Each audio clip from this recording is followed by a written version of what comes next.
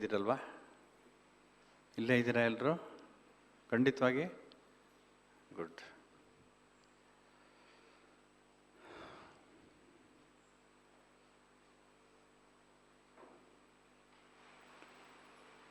ಮನಸ್ಸು ಮತ್ತು ಬುದ್ಧಿ ಎರಡೂ ಒಟ್ಟಿಗೆ ಕೆಲಸ ಮಾಡಿದಾಗ ಏಕಾಗ್ರತೆ ಹೆಚ್ಚಿರುತ್ತೆ. ಇನ್ನೂ ಹೆಚ್ಚು ಏಕಾಗ್ರತೆ ಬೇಕು ಅಂದರೆ ಮನಸ್ಸು, ಬುದ್ಧಿ ಮತ್ತು ಕೈಗಳು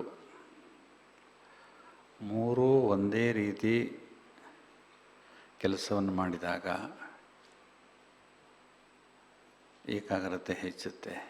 ಇವತ್ತು ಬಾಬಾರವರು ನಡೀತಾ ಓಡಾಡ್ತಾ ಕೆಲಸ ಮಾಡ್ತಾ ನನ್ನ ನೆನಪು ಮಾಡಿ ಅಂತ ಹೇಳಿದರು, ಜ್ಞಾಪಕ ಇದೆಯಾ? ಎಲ್ಲ ಕೆಲಸಗಳು ಆಗಲಾರ್ದು ಅದನ್ನು, ಯಾಕೆಂದರೆ ಕೇವಲ ಬುದ್ಧಿಯಿಂದ ಮಾಡುವಂಥ ಕೆಲಸಗಳೇ ಬೇರೆ ಇರ್ತವೆ. ಆದರೆ ಎಲ್ಲಿ ಮನಸ್ಸನ್ನು ಉಪಯೋಗಿಸ್ತೀವಿ ಅಲ್ಲಿ ಬುದ್ಧಿನೂ ಉಪಯೋಗಿಸ್ಬೋದು. ಜೊತೆಗೆ ಬರವಣಿಗೆ ಇತ್ಯಾದಿಗಳನ್ನು ಮಾಡುವಂಥ ಕೆಲಸವನ್ನು ಮಾಡಿದಾಗ ಏಕಾಗ್ರತೆ ಹೆಚ್ಚಾಗುತ್ತೆ. ಅದಕ್ಕೆ ಇಲ್ಲೇ ಇದ್ದೀರಾ ಅಂತ ಕೇಳಿದ್ದು. ಮನಸ್ಸು ಮತ್ತು ಬುದ್ಧಿ ಎರಡರ ಡಿಮಾರ್ಕೇಷನ್ ಲೈನ್ ನಮಗೆ ಗೊತ್ತಿರಬೇಕು. ಮನಸ್ಸೇನು, ಮನಸ್ಸು ಯಾವುದು, ಬುದ್ಧಿ ಯಾವುದು? ಇದು ಮನಸ್ಸಾ, ಇದು ಬುದ್ಧಿನಾ? ಕ್ವಶನ್ ಬರಬಾರ್ದು ನಮಗೆ. ಮನಸ್ಸಿನ ಆ್ಯಕ್ಟಿವಿಟೀಸ್ ಏನು, ಬುದ್ಧಿ ಆ್ಯಕ್ಟಿವಿಟೀಸ್ ಏನು ಗೊತ್ತಿರಬೇಕು ಕರೆಕ್ಟಾಗಿ. ಇದು ಮನಸ್ಸೇ ಮಾಡ್ತಾ ಇರೋದು, ಬುದ್ಧಿನೇ ಮಾಡ್ತಿರೋದು ಗೊತ್ತಿರಬೇಕು ನಮಗೆ. ಹಾಗಂತ ಆತ್ಮದಲ್ಲಿ ಏನು 3 ವಿಭಾಗಗಳಿವೆಯಾ? ಮನಸ್ಸು, ಬುದ್ಧಿ, ಸಂಸ್ಕಾರ ಅಂತ ಇದೆಯಾಕ?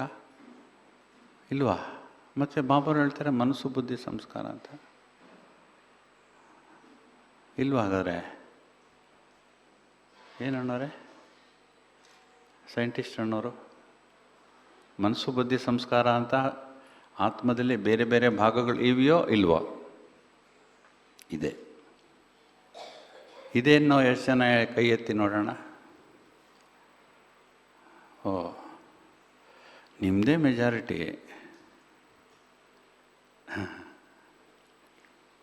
ಆದರೆ ವಾಸ್ತವಿಕವಾಗಿ ಹಾಗೇನಿಲ್ಲ. ಆತ್ಮದಲ್ಲಿ ಮನಸ್ಸು, ಬುದ್ಧಿ, ಸಂಸ್ಕಾರ ಅಂತ ಬೇರೆ ಬೇರೆ ಭಾಗಗಳಿಲ್ಲ. ಆತ್ಮವೇ ಮನಸ್ಸಾಗಿ ಕೆಲಸ ಮಾಡುತ್ತೆ, ಬುದ್ಧಿಯಾಗಿ ಕೆಲಸ ಮಾಡುತ್ತೆ, ಸಂಸ್ಕಾರವಾಗಿ ಕೆಲಸ ಮಾಡುತ್ತೆ.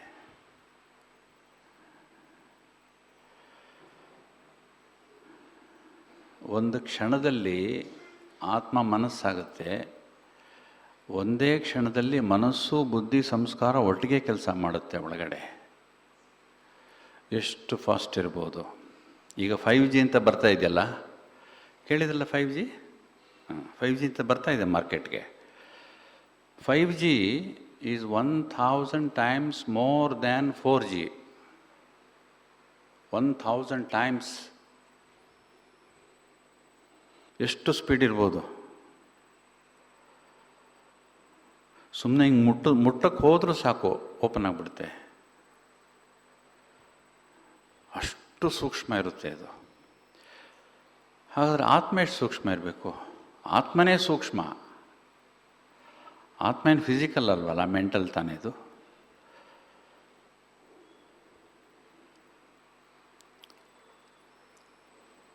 ಆತ್ಮ ಎಷ್ಟು ಸೂಕ್ಷ್ಮವಾಗಿರಬೇಕು? 1000 times 4G ಏನೂ ಅಲ್ಲ ಆತ್ಮಕ್ಕೆ. ಯಾಕೆಂದರೆ ಆತ್ಮ ಹೆಂಗೆ ಕೆಲಸ ಮಾಡುತ್ತೆ? ಹೆಂಗೆ ಕೆಲಸ ಮಾಡುತ್ತೆ ಆತ್ಮ? ಈಗ ನೀವು ಮಾರ್ಕೆಟ್ಗೆ ಹೋಗಬೇಕು, ಬದನೆಕಾಯಿ ತರಬೇಕು. ನಾನೀಗ ಮಾರ್ಕೆಟ್ಗೆ ಹೋಗ್ತೀನಿ, ಪರ್ಸ್ ಇಟ್ಕೊಂಡಿದ್ದೀನಿ, ಚೀಲ ಇಟ್ಕೊಂಡಿದ್ದೀನಿ. ಹೋಗ್ಬಿಟ್ಟು ಎಲ್ಲಿ ಕಡಿಮೆ ರೇಟಿಗೆ ಸಿಗುತ್ತೆ 1 kg ಬದನೆಕಾಯಿ ತೊಗೊಂಬರ್ಬೇಕು ನಾನು. ಇದು ನಿಮ್ಗೆ ಯಾರು ಹೇಳಿದ್ದು? ಅಂದರೆ ಮೆದುಳು ಹೇಳ್ತಾ, ಬುದ್ಧಿ ಹೇಳ್ತಾ, ಮನಸ್ಸು ಹೇಳ್ತಾ, ಸಂಸ್ಕಾರ ಹೇಳ್ತಾ, ಅಥವಾ ಮನೇಲಿರೋರು ಯಾರು ಹೇಳಿದ್ರ? ನೀವೇ ನಿರ್ಧಾರ ಮಾಡಿರುತ್ತಾನೆ. ನಿರ್ಧಾರ ಅಂದರೆ ಬುದ್ಧಿದು. ಮನಸ್ಸು ಮಾಡಿದ್ರಿ, ಇವತ್ತು ಬದನೆಕಾಯಿ ಇಲ್ಲ ಮನೇಲಿ, ಬದನೆಕಾಯಿ ಪಲ್ಯ ಮಾಡೋಣ ಅಂತಿದ್ದೀನಿ. ಬದನೆಕಾಯಿ ತರಬೇಕಲ್ಲ, ಹಂಗಾರೆ ಬದನೆಕಾಯಿ ಬರ್ಬೇಕು, ಮಾರ್ಕೆಟ್ಗೆ ಹೋಗಬೇಕು. ಮಾರ್ಕೆಟ್ಗೆ ಹೋಗೋ ಒಂದು ಡಿಸಿಷನ್ ಯಾರು ಕೊಟ್ಟಿದ್ದು? ಬುದ್ಧಿ ಕೊಟ್ಟಿದ್ದು. ಆಯಿತಾ? ಈಗ ಮನಸ್ಸು ಬುದ್ಧಿ ಎರಡೂ ಮಾರ್ಕೆಟ್ಗೆ ಹೋಯಿತು ಆತ್ಮ ಜೊತೆಗೆ ಅಲ್ವಾ? ಸಂಸ್ಕಾರ ಎಲ್ಲಿ ಬಿಟ್ಟು ಹೋಗೋಕ್ಕಾಗಲ್ವಲ್ಲ, ಅದು ಹೋಯಿತು ಒಟ್ಟಿಗೆ. ಅಲ್ಲಿ ನೀವೇನಾದರೂ 4-6 ಕಡೆ ವಿಚಾರಿಸಿ ಎಲ್ಲಿ ಕಡಿಮೆ ಇದೆ ಅಂತ, ರೇಟು ಕಡಿಮೆ ನೋಡಿಕೊಂಡು ಕ್ವಾಲಿಟಿ ಚೆನ್ನಾಗಿರಬೇಕು, ರೇಟು ಕಡಿಮೆ ಇರಬೇಕು ಅನ್ನೋದನ್ನು ನೀವು ಪದೇ ಪದೇ ಆ ಕೌಶಲ್ಯವನ್ನು ಉಪಯೋಗಿಸಿದ್ರೆ ಅದು ನಿಮ್ಮ ಸಂಸ್ಕಾರನೇ ಆಗ್ಬಿಡುತ್ತೆ. ಎಲ್ಲಿ ಹೋದರೂ ಕ್ವಾಲಿಟಿ ನೋಡ್ತೀರಾ, ಎಲ್ಲಿ ಹೋದರೂ ರೇಟ್ ನೋಡ್ತೀರಾ, ಎಲ್ಲಿ ಹೋದರೂ ವೆಯ್ಟ್ ನೋಡ್ತೀರಾ, ಸಂಸ್ಕಾರನೇ ಆಗಿಬಿಡುತ್ತೆ. ಇದು ಎಷ್ಟು ಫಾಸ್ಟಾಗಿ ಕೆಲಸ ಮಾಡುತ್ತೆ. ನಮ್ಮ ಮೆದುಳಿನಲ್ಲಿ 100 ಶತಕೋಟಿ ಮೈಕ್ರಾನ್ಸ್ ಇವೆ. Can you imagine? 100 ಶತಕೋಟಿ ಮೈಕ್ರಾನ್ಸ್ ಅಂದರೆ ದೇಹದಲ್ಲಿ ಸೆಲ್ಸ್ ಇರ್ತಾವಲ್ಲ, ಹಾಗೆ ಮೆದುಳಿನಲ್ಲಿ ಸೆಲ್ಸ್ ಇರ್ತವೆ. ಅದಕ್ಕೆ ಈ ಶಬ್ದ ಹೇಳ್ತಾರೆ. ಇದು ಸೆಲ್ಸೇ, ಬಾಡಿಲಿರೋದು ಸೆಲ್ಸೇ. ಬಾಡಿಲಿರೋ ಸೆಲ್ಸ್ ಸತ್ತೋಗ್ಬಿಟ್ಟು ಹುಟ್ಟುತ್ತವೆ, ಮೆದುಳಲ್ಲಿರೋ ಸತ್ತೋಗಿರೋ ಪುನಃ ಹುಟ್ಟಲ್ಲ. ಅದಕ್ಕೆ ವಯಸ್ಸಾಗ್ತಾ ಆಗ್ತಾ ಮೆದುಳಿಗೆ ಕೆಲಸ ಕೊಡಬೇಕು ಅಂತ ಹೇಳೋದು. ಮೆದುಳಿಗೆ ಎಷ್ಟು ಕೆಲಸ ಕೊಡ್ತೀವಲ್ವಾ ಅಷ್ಟು ಮೆದುಳು ಚುರುಕಾಗುತ್ತೆ. ಮೆದುಳು ಚುರುಕಾಗೋದು ಅಂದರೆ ಏನು? ಮೆದುಳಿನಲ್ಲಿ ಕನೆಕ್ಟಿವಿಟಿ ಇದೆ. ಒಂದು ನ್ಯೂರಾನು ಹೀಗೆ ಕನೆಕ್ಟಿವಿಟಿ ಇರ್ತವೆ. ಒಂದೊಂದು ಗ್ರೂಪಲ್ಲಿ ಇರ್ತವೆ. ಒಂದು ಗ್ರೂಪು ಇನ್ನೊಂದು ಗ್ರೂಪಿಗೆ ಕನೆಕ್ಟ್ ಆಗಿರುತ್ತೆ. ಒಂದು ಗ್ರೂಪಲ್ಲಿ 1 ಸೆಕೆಂಡ್ನಲ್ಲಿ 100 ಟೈಪ್ಸ್ ಆಫ್ ನೀವು ಯೋಚನೆ ಮಾಡ್ಬೋದು 1 ಸೆಕೆಂಡಲ್ಲಿ. ಅಷ್ಟು ಫಾಸ್ಟ್ ಇರುತ್ತೆ ಅದು ಒಂದು ಗ್ರೂಪ್ ನ್ಯೂರಾನ್ಸಲ್ಲಿ. ಅಂಥವು ಸಾವಿರಾರು ಗ್ರೂಪ್ ಇರುತ್ತೆ ಒಳಗಡೆ. 1.5 kg ಇರುತ್ತೆ ಅಷ್ಟೇ ನಮ್ಮದು ತೂಕ ಮಾಡಿದ್ರೆ. ಮೆದುಳು ಮಾಡಿಸ್ಬೇಕಾದ್ರೆ ತೂಕ ಸ್ವಲ್ಪ ಕಷ್ಟ. ಹ್ಞೂ ಅಂದರೆ ನೋಡೋಣ, ಟ್ರೈ ಮಾಡೋಣ. 1.5 kg ಇರುತ್ತೆ. 1.5 kgನಲ್ಲಿ ಗ್ರೇ ಮ್ಯಾಟರ್ ಇರುತ್ತೆ. ಗ್ರೇ ಮ್ಯಾಟರ್ ಅಂದರೆ ನ್ಯೂರಾನ್ಸ್. ಅದೇ ಈ ಕೆಲಸ ಮಾಡೋದು. ಯಾಕೆ ನಾನು ಮೆದುಳಿನ ವಿಚಾರ ಹೇಳಿದೆ ಅಂದರೆ, ಆತ್ಮದಲ್ಲಿರುವಂಥ ಮನಸ್ಸು ಬುದ್ಧಿ ಎರಡೂ ಮೆದುಳಿನ ಮೂಲಕನೇ ಕೆಲಸ ಮಾಡೋದು. ಆತ್ಮ ಡೈರೆಕ್ಟಾಗಿ ಏನೂ ಮಾಡಲ್ಲ. ಯಾಕೆಂದರೆ ಅದಕ್ಕೆ ಶರೀರ ಜೊತೆ ಕನೆಕ್ಟಿವಿಟಿನೇ ಇಲ್ವಲ್ಲ. ಎಲ್ಲಿದೆ ಕನೆಕ್ಟಿವಿಟಿ? ಆತ್ಮನೇ ಬೇರೆ, ಶರೀರನೇ ಬೇರೆ ಅಲ್ವಾ? ಆದ್ದರಿಂದ ಅದು ನೋಡಿ, ಕರೆಕ್ಟಾಗಿ ಲೊಕೇಶನ್ ಎಲ್ಲಿದೆ? ಮೆದುಳಿನ ಮಧ್ಯಭಾಗದಲ್ಲಿ ಆತ್ಮ ಇರೋದು, ಲೊಕೇಶನ್ ಇರೋದು. ಆ ಮೆದುಳಿನ ಮಧ್ಯಭಾಗದಲ್ಲಿ ಕೂತ್ಕೊಂಡು ಮೆದುಳನ್ನು ಉಪಯೋಗಿಸ್ಕೊಂಡು, ನರಮಂಡಲವನ್ನು ಉಪಯೋಗಿಸ್ಕೊಂಡು ಒಂದು ಕ್ಷಣಕ್ಕೆ 10 ಕೆಲಸ ಮಾಡಿಸುತ್ತೆ. ಬದನೆಕಾಯಿ ತೊಗೊಂಬನ್ನಿ ಅಂತ ಹೇಳಿದ್ದು ಅದೇ, ಚೀಲ ತೊಗೊಂಡೋಗಿ ಅಂತ ಹೇಳಿದ್ದೆ, ದುಡ್ಡು ಮರಿಬೇಡಿ ಅಂತ ಹೇಳಿದ್ದು ಅದೇ. ಅಲ್ಲಿ ಹೋಗಿ ಎಲ್ಲ ಕರೆಕ್ಟಾಗಿ ತೂಕ ಮಾಡಿ ಕ್ವಾಲಿಟಿ ಕ್ವಾಂಟಿಟಿ ಎಲ್ಲ ನೋಡ್ಕೊಂಡು ಬಂದಿದ್ದು ಬುದ್ಧಿ. ಸೊ ಮನಸ್ಸು ಮತ್ತು ಬುದ್ಧಿಗೆ ಡಿಮಾರ್ಕೇಷನ್ ಲೈನ್ ನಮಗೆ ಗೊತ್ತಿರಬೇಕು. ಇವೆರಡೂ ಒಟ್ಟಿಗೆ ಕೆಲಸ ಮಾಡಿದ್ರೆ ನಾವು ಇಲ್ಲೇ ಇರ್ತೀವಿ. ಇಲ್ಲವಾದರೆ ಗೊತ್ತಲ್ಲ ನಮ್ಗೆ ಎಲ್ಲೆಲ್ಲಿ ಹೋಗುತ್ತೆ ಮನಸ್ಸು ಅಂತ.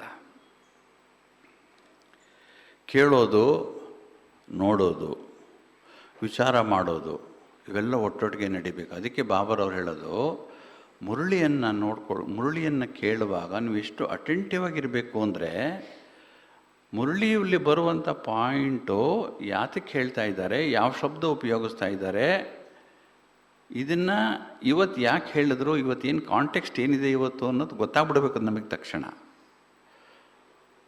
ಅದಕ್ಕೆ ಮಿದುಳು ಅಷ್ಟು ಫಾಸ್ಟಾಗಿ ಕೊಟ್ಟಿರೋದು ನಮಗೆ. ಬೇರೆ ಯಾವ ಪ್ರಾಣಿಗೂ ಇಷ್ಟು ಫಾಸ್ಟ್ ಇಲ್ಲ. ಅಷ್ಟು ಫಾಸ್ಟಾಗಿ ಗ್ರಾಸ್ ಮಾಡಿ ಬರ್ಕೊಂಡ್ಬಿಡ್ಬೇಕಲ್ಲಿ ಹೇಳಿದ ತಕ್ಷಣ. ಆವಾಗೇನಾಗುತ್ತೆ? ನಿದ್ದೆ ಬರಲ್ಲ, ಆ್ಯಕ್ಟಿವ್ ಆಗಿರುತ್ತೆ ಮೆದುಳು. ಮೆದುಳು ಆ್ಯಕ್ಟಿವ್ ಆಗಿರಬೇಕು. ಮೆದುಳು ಆ್ಯಕ್ಟಿವ್ ಆಗಿರಬೇಕು ಅಂದರೆ ಏನು ಮಾಡಬೇಕು? ಅದಕ್ಕೆ ಮೆದುಳಿಗೆ ಬೇಕಾಗಿರೋದೇನು ಅಂದರೆ ಫ್ರೆಶ್ ಬ್ಲಡ್ ಇರುವಂತಹ ಫ್ರೆಶ್ ಆಕ್ಸಿಜನ್ ಇರುವಂಥ ಬ್ಲಡ್ ಬೇಕು ಅದಕ್ಕೆ. ಶರೀರದಲ್ಲಿ ಇರುವಂತಹ 5-6 ಲೀಟ್ರ್ ಇರ್ಬೋದು ಶರೀರದಲ್ಲಿ, ಅದರಲ್ಲಿ 1/3 ಮೆದುಳಿಗೆ ಬೇಕು. ಅದರಲ್ಲಿ ಆಕ್ಸಿಜನೇಟೆಡ್ ಬ್ಲಡ್ ಜಾಸ್ತಿ ಇದ್ದರೆ ಎಚ್ಚರವಾಗಿರುತ್ತೆ ಯಾವಾಗಲೂ. ಅದಕ್ಕೇ ಉಸಿರಾಟ ಚೆನ್ನಾಗಿರಬೇಕು, ಓಪನ್ ಏರಲ್ಲಿ ಕೂತ್ಕೊಂಡಿರಬೇಕು, ಮೆದುಳಿಗೆ ಎಕ್ಸಸೈಸ್ ಕೊಡಬೇಕು, ಮೆದುಳು ಚುರುಕಾಗಿರಬೇಕು ಅಂತ. ವಯಸ್ಸಾಯಿತು ನನಗೆಲ್ಲ ಮರ್ತೋಗುತ್ತೆ, ಮಾತ್ರೆ ತಿಂತೀನಿ, ನಿದ್ದೆ ಬರುತ್ತೆ, ಅವೆಲ್ಲ ಥಿಯರಿ ನಾವು ಮಾಡ್ಕೊಂಡಿರೋದು. ವಯಸ್ಸಾಗೋಯ್ತು ಸರ್, ನಮಗೆ ಕೂತ್ಕಡೆ ನಿದ್ರೆ ಬರುತ್ತೆ, ಹಂಗೇನಿಲ್ಲ. ಅಥವಾ ದಿವಸ ಮಾತ್ರೆ ತಿಂತೀನಿ ನಾನು, ನಿದ್ದೆ ಬಂದ್ಬಿಡುತ್ತೆ,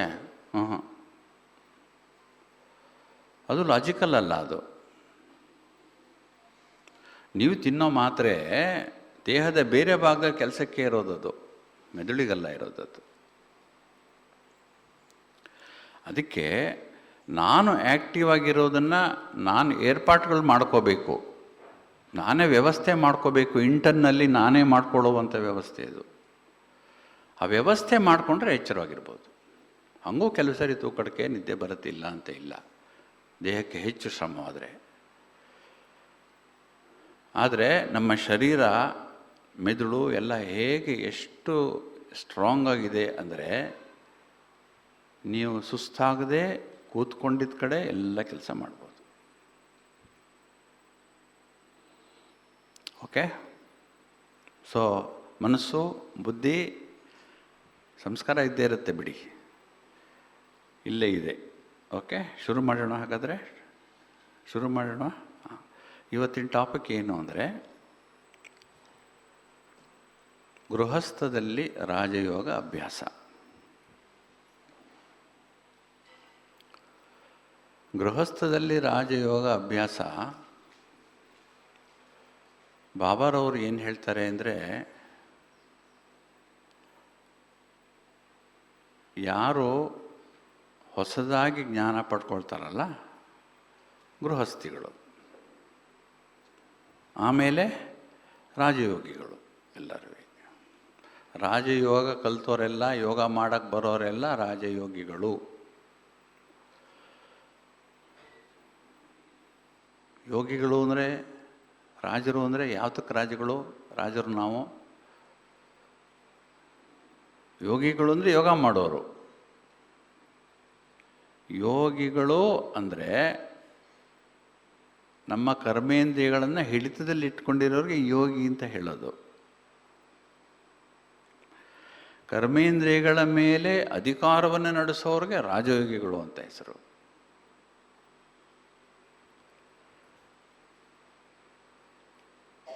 ಆದ್ದರಿಂದ ಗೃಹಸ್ಥಿಗಳು ರಾಜಯೋಗಿಗಳಾಗಿ ಪರಿವರ್ತನೆಗಳಾಗ್ಬಿಡಬೇಕು. ಅದಕ್ಕೆ ಈ ಮೆಥಡ್ ಮಾಡಿರೋದು ಬಾಬರವರು. ಏನೋ ಜ್ಞಾನ, ಯೋಗ, ಧಾರಣೆ, ಸೇವೆ, 4 ಸಬ್ಜೆಕ್ಟು, 4 ಸಬ್ಜೆಕ್ಟು. ಅಂದರೆ ಅದು ಎಷ್ಟು ಒಳೊಳಗೆ ಎಷ್ಟು ವಿಸ್ತಾರ ಇದೆ ಅಂದರೆ, ಒಳ ಹೊಕ್ಕಿದ್ರೆ ಮಾತ್ರ ಗೊತ್ತಾಗುತ್ತೆ. ಹೊರನೋಟಕ್ಕೆ ಬೇರೆ ಓನ್ಲಿ 4 ಸಬ್ಜೆಕ್ಟ್ಸ್ ಅಂದ್ಬಿಡ್ತೀವಿ ಅಷ್ಟೇ. ಒಳಹೊಕ್ಕು ಒಂದೊಂದೇ, ಜ್ಞಾನ ಇಲ್ಲಿ, ಯೋಗ ಇಲ್ಲಿ, ಧಾರಣೆ ಇಲ್ಲಿ, ಸೇವೆ ಇಲ್ಲಿ, ಒಂದೊಂದು ಒಳಹೊಕ್ಕು ನೋಡಿದ್ರೆ,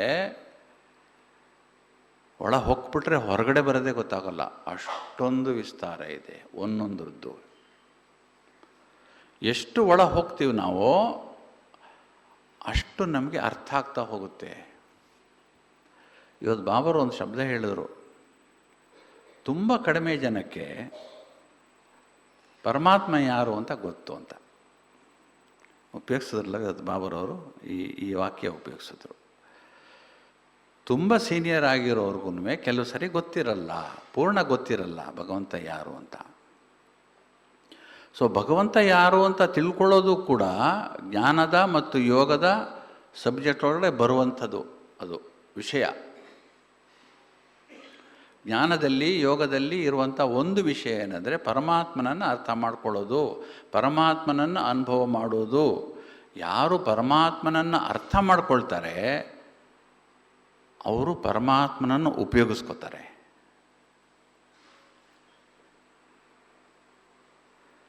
ಇದು ನಾವಾಗೇ ಉಪಯೋಗಿಸ್ಕೊಳ್ಳೋದಲ್ಲ, ಬಾಬಾವರೇ ಹೇಳಿದ್ದಾರೆ, ಉಪಯೋಗಿಸ್ಕೊಳ್ಳಿ ನನ್ನ, ಎಷ್ಟು ಬೇಕಾದ್ರೂ ಉಪಯೋಗಿಸ್ಕೊಳ್ಳಿ ನನ್ನ ಖಾಲಿ ಮಾಡಿಬಿಡಿ ನೀವು ಅಂತ ಬಾಬಾರವ್ರು ಹೇಳ್ತಾರೆ. ಯಾರಿಗೆ ಪರಮಾತ್ಮನನ್ನು ಉಪಯೋಗಿಸ್ಕೊಳ್ಳೋದು ಗೊತ್ತಿರುತ್ತಲ್ಲ ಅವರು ಹೈಯೆಸ್ಟ್ ಲೆವೆಲ್ ಆಫ್ ರಾಜಯೋಗಿಗಳಾಗ್ತಾರೆ. ಅದಕ್ಕೆ ಬಾಬಾ ಹೇಳೋದು, ತುಂಬ ಕಡಿಮೆ ಜನ ನನ್ನನ್ನು ಅರ್ಥ ಮಾಡ್ಕೊಂಡಿರೋರು. ಪಾಯಿಂಟ್ ಆಫ್ ಲೈಟ್ ಅಂತ ಹೇಳಿಬಿಡ್ತೀವಿ ಅಷ್ಟೇ. ಭಗವಂತ ಯಾರೋ ಪಾಯಿಂಟ್ ಆಫ್ ಲೈಟ್ ಎಲ್ಲಿದ್ದರೆ ಪರಂಧಾಮದಲ್ಲಿದ್ದಾರೆ, ಅವ್ರು ಯಾರೋ ನಮ್ಮಪ್ಪ ಅಷ್ಟೇ ಹೇಳ್ಬಿಡೋದು. ಆದರೆ ಪಾಯಿಂಟ್ ಆಫ್ ಲೈಟಲ್ಲಿ ಏನೆಲ್ಲ ಇದೆಯಲ್ಲ, ಈ ಪಾಯಿಂಟ್ ಆಫ್ ಲೈಟಲ್ಲೇ ಏನೇನೋ ಇರಬೇಕಂದ್ರೆ ಆ ಪಾಯಿಂಟ್ ಆಫ್ ಲೈಟಲ್ಲಿ ಏನೇನಿರ್ಬೋದು, ಈ ಪಾಯಿಂಟ್ ಆಫ್ ಲೈಟಲ್ಲಿರೋದೆಲ್ಲ ಲಿಮಿಟೆಡ್ ಇರೋದು, ಆ ಪಾಯಿಂಟ್ ಆಫ್ ಲೈಟಲ್ಲಿ ಅನ್ಲಿಮಿಟೆಡ್ ಇರೋದು. ಆತ್ಮ ಅರ್ಥ ಮಾಡ್ಕೊಳ್ಳೋಕ್ಕೆ ನಮಗೆ ಎಷ್ಟೋ ಟೈಮ್ ಬೇಕಾಗುತ್ತೆ, ನಮ್ಮ ಮನಸ್ಸನ್ನು ನಾವು ಅರ್ಥ ಮಾಡ್ಕೊಳ್ಳೋಕ್ಕೆ ಎಷ್ಟೇ ಟೈಮ್ ಬೇಕಾಗುತ್ತೆ. ನಮ್ಮ ಸಂಸ್ಕಾರಗಳೇ ಕಂಟ್ರೋಲ್ ಸಿಗಲ್ಲ ನಮಗೆ ಅಂದರೆ ಏನರ್ಥ, ಆತ್ಮನೇ ಅರ್ಥ ಮಾಡ್ಕೊಂಡಿಲ್ಲ ನಾವು ಅಂತ. ಪರಮಾತ್ಮನ ಅರ್ಥ ಮಾಡ್ಕೊಳ್ಬೇಕು ಅಂದರೆ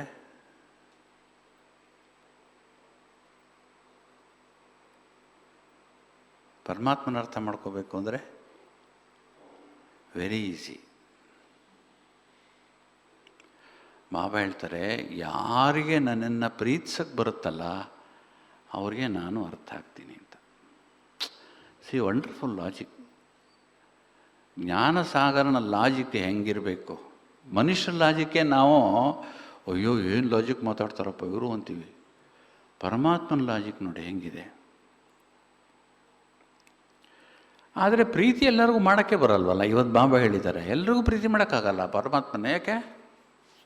ಯಾಕಾಗಲ್ಲ?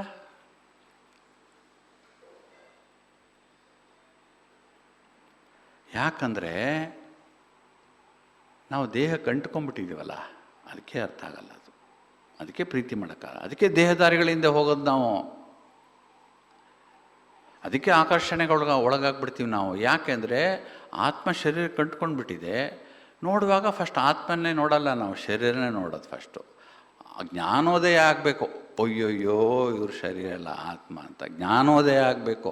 ಜ್ಞಾನೋದಯ ಆದರೆ ಆವಾಗ ಆತ್ಮ ಜೊತೆ ಮಾತಾಡ್ತೀವಿ, ಇಲ್ಲ ಆದರೆ ಶರೀರ ಜೊತೆಗೆ ವ್ಯವಹಾರದಲ್ಲಿರುತ್ತೆ. ಅದಕ್ಕೆ ಬಾಬಾ ಹೇಳಿದ್ರು, ಒಂದು ಕೀ ಅದಕ್ಕೆ ಬಾಬರವ್ರು ಕೊಟ್ಟಿದ್ದಾರೆ. ನೆನ್ನೆ ಮುರಳಿ, ನಿನ್ನೆನೋ ಮೊನ್ನೆ ಇರ್ಬೋದು. ಏನಂದರೆ, ಯಾರು ಆತ್ಮಿಕ ಸ್ಥಿತಿಯಲ್ಲಿ ಇರ್ತಾರಲ್ಲ ಅವರಿಗೆ ಪರಮಾತ್ಮನ ಪ್ರೀತಿ ಚೆನ್ನಾಗಿ ಅರ್ಥ ಆಗುತ್ತೆ ಅಂತ ಕೀ. ಅದಕ್ಕೆ ಬಾಬರು ಎಷ್ಟೋ ಸರಿ ಹೇಳ್ತಾರೆ, ನಾನು ಮಕ್ಕಳೇ ನಿಮಗೆ ಎಂತೆಂಥ ರಹಸ್ಯ ಹೇಳ್ತೀನಿ ಗೊತ್ತಾ ನಿಮಗೆ, ಇಡೀ ಪ್ರಪಂಚದ ರಹಸ್ಯ ಹೇಳೋಕ್ಕೆ ನಾನು ಬಂದಿರೋದು. ನಾನು ಜ್ಞಾನಸಾಗರ, ನಾನು ತ್ರಿಕಾಲದರ್ಶಿ, ನೀವೆಲ್ಲ ಪಾತ್ರ ಮಾಡ್ತಾ ಇದ್ದೀರಾ. ಸೃಷ್ಟಿ ಆದಿ ಮಧ್ಯ ಅಂತ ನನಗೆ ಗೊತ್ತು, ರಹಸ್ಯ ಗೊತ್ತು ನನಗೆ ಅಂತ ಹೇಳ್ತಾರೆ. ಏನು ರಹಸ್ಯ? ಪರಮಾತ್ಮನ ಅರ್ಥ ಮಾಡ್ಕೊಳ್ಳೋಕ್ಕೆ ರಹಸ್ಯ ಬಾಬರವ್ರು ಹೇಳಿರೋದು. ಏನು? ಪರಮಾತ್ಮನ ಅರ್ಥ ಮಾಡ್ಕೋಬೇಕಾದ್ರೆ ಪರಮಾತ್ಮ ಪ್ರೀತಿಸೋದು ಕಲಿಬೇಕು. ಪರಮಾತ್ಮನ ಪ್ರೀತಿಸೋದು ಕಲಿಬೇಕು ಅಂದರೆ ಶರೀರದಿಂದ ಭಿನ್ನ ಆಗಬೇಕಷ್ಟೆ. ಎಷ್ಟು ನಾವು ಶರೀರದಿಂದ ಭಿನ್ನ ಆಗ್ತೀವಿ ಯೋಗದಲ್ಲಿ, ಅಷ್ಟು ಪರಮಾತ್ಮ ಲವ್ಲಿ ಆಗ್ತಾರೆ, ಲವ್ಫುಲ್ ಆಗ್ತಾರೆ. ಪ್ರೀತಿಯ ಸಾಗರ ಅಂತ ಸುಮ್ಮನೆ ಹೇಳಿಬಿಡಲ್ಲ ಪರಮಾತ್ಮನ, ಪ್ರೀತಿಯ ಸಾಗರ. ಆ ಪ್ರೀತಿಯ ಸಾಗರನ ಅರ್ಥ ಮಾಡ್ಕೋಬೇಕಂದ್ರೆ ಅವನು ಹಂಗಾದರೆ ಮಾತ್ರ ನಾವು ಅರ್ಥ ಮಾಡ್ಕೋಬೋದು. ಪರಮಾತ್ಮ ಹೆಂಗಿದ್ದಾನೆ, ಶರೀರ ಇಲ್ಲ ಅವನಿಗೆ, ನಮಗೆ ಶರೀರ ಇದೆ. ನಾವು ಶರೀರದಿಂದ ಡಿಟ್ಯಾಚ್ ಆಗೋದನ್ನು ಕಲ್ತ್ಕೊಂಡ್ರೆ ಮಾತ್ರ ಪರಮಾತ್ಮನ ಪ್ರೀತಿ ಚೆನ್ನಾಗಿ ಅರ್ಥ ಆಗುತ್ತೆ. ಪರಮಾತ್ಮನ ಪ್ರೀತಿಯನ್ನು ಯಾರು ಅರ್ಥ ಮಾಡ್ಕೊಳ್ತಾರೆ ಅವರು ಪರಮಾತ್ಮನ ಬೇರೆ ಏನೂ ಅರ್ಥ ಮಾಡ್ಕೊಳ್ಳೋಂಥ ಅವಶ್ಯಕತೆಯೇ ಇಲ್ಲ. ಆಟೋಮೆಟಿಕ್ಕಾಗಿ ಪರಮಾತ್ಮದೆಲ್ಲ ಗೊತ್ತಾಗ್ಬಿಡುತ್ತೆ ಅವ್ರಿಗೆ. ಯಾರಿಗೆ ಪರಮಾತ್ಮನ ಪ್ರೀತಿ ಮಾಡೋಕ್ಕೆ ಬರುತ್ತೆ ಅವರು ಪರಮಾತ್ಮನ ಜೊತೆ ಎಷ್ಟೊತ್ತು ಬೇಕಾದ್ರೂ ಮಾತಾಡ್ತಾರೆ. ಇಲ್ಲೇ ಅವರು ಮಾತಾಡೋಕ್ಕಾಗಲ್ಲ, ಕನೆಕ್ಷನ್ನೇ ಇರಲ್ಲ. ಏನು ಮಾತಾಡೋದು? ಕನೆಕ್ಷನ್ನೇ ಇಲ್ಲದಿರೋ ಜೊತೆ ಏನು ಮಾತಾಡೋದು? ಮೆಂಟಲ್ ಫ್ರೀಕ್ವೆನ್ಸಿನೇ ಇಲ್ಲ, ಏನು ಮಾತಾಡೋದು? ಅವರೇ ಏನು ಹೇಳ್ತಾ ಇದ್ದಾರೆ, ನಾನೇ ಏನು ಹೇಳ್ತಾ ಇದ್ದೀನಿ. ಅವ್ರು ಹೇಳಿದ್ದು ನನಗೆ ಅರ್ಥ ಆಗಲ್ಲ, ನಾನು ಹೇಳಿದ್ದು ಅವ್ರಿಗೆ ಅರ್ಥ ಆಗಲ್ಲ, ಏನೋ ಅವ್ರ ಜೊತೆ ವ್ಯವಹಾರ ಮಾಡ್ತೀರಿ, ಆಗಲ್ಲ, ನಾಟ್ ಪಾಸಿಬಲ್. ಮೆಂಟಲ್ ಫ್ರೀಕ್ವೆನ್ಸಿ ಒಂದೇ ಇರಬೇಕು. ಮೆಂಟಲ್ ಫ್ರೀಕ್ವೆನ್ಸಿ ಒಂದೇ ಇರಬೇಕಂದ್ರೆ, ಭಗವಂತಂದು ನಂದು ಒಂದೇ ಫ್ರೀಕ್ವೆನ್ಸಿ ಆಗಬೇಕಂದ್ರೆ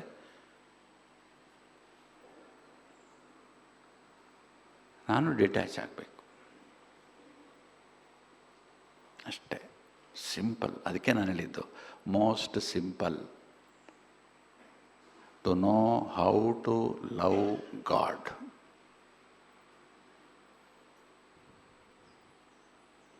ಕೀ. ಅದಕ್ಕೆ ಇಂಥದ್ದು ಸುಮಾರು ಕೀಗಳು ಕೊಟ್ಟಿರ್ತಾರೆ ಬಾಬಾರವರು. ಈ ಕೀಗಳನ್ನೆಲ್ಲ ಜೋಡಿಸಿಟ್ಕೋಬೇಕು ನಾವು.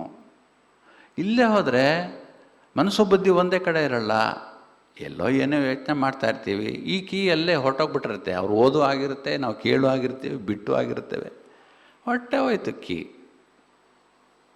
ನಾವು ಬಂದಿರೋದೆ ಅದಕ್ಕೆ ಇಲ್ಲಿ. ಮತ್ತೆ ಇಂಥ ಕೀಗಳು ಪ್ರತಿ ದಿವಸ ಮುರಳಿಯಲ್ಲಿರ್ತವೆ. ಅದಕ್ಕೆ ಅಟೆಂಟಿವ್ ಆಗಿರಬೇಕು ಅಂತ. ಮನಸ್ಸು ಬುದ್ಧಿ ಒಂದೇ ಕಡೆ ಇದ್ದು ಜೊತೆಗೆ ಕೈಯಲ್ಲಿ ಬರ್ಕೋತಾ ಇದ್ದರೆ ಮೆದುಳು ಚೆನ್ನಾಗಿ ಕೆಲಸ ಮಾಡುತ್ತೆ, ಚುರುಕಾಗಿರುತ್ತೆ ಮೆದುಳು.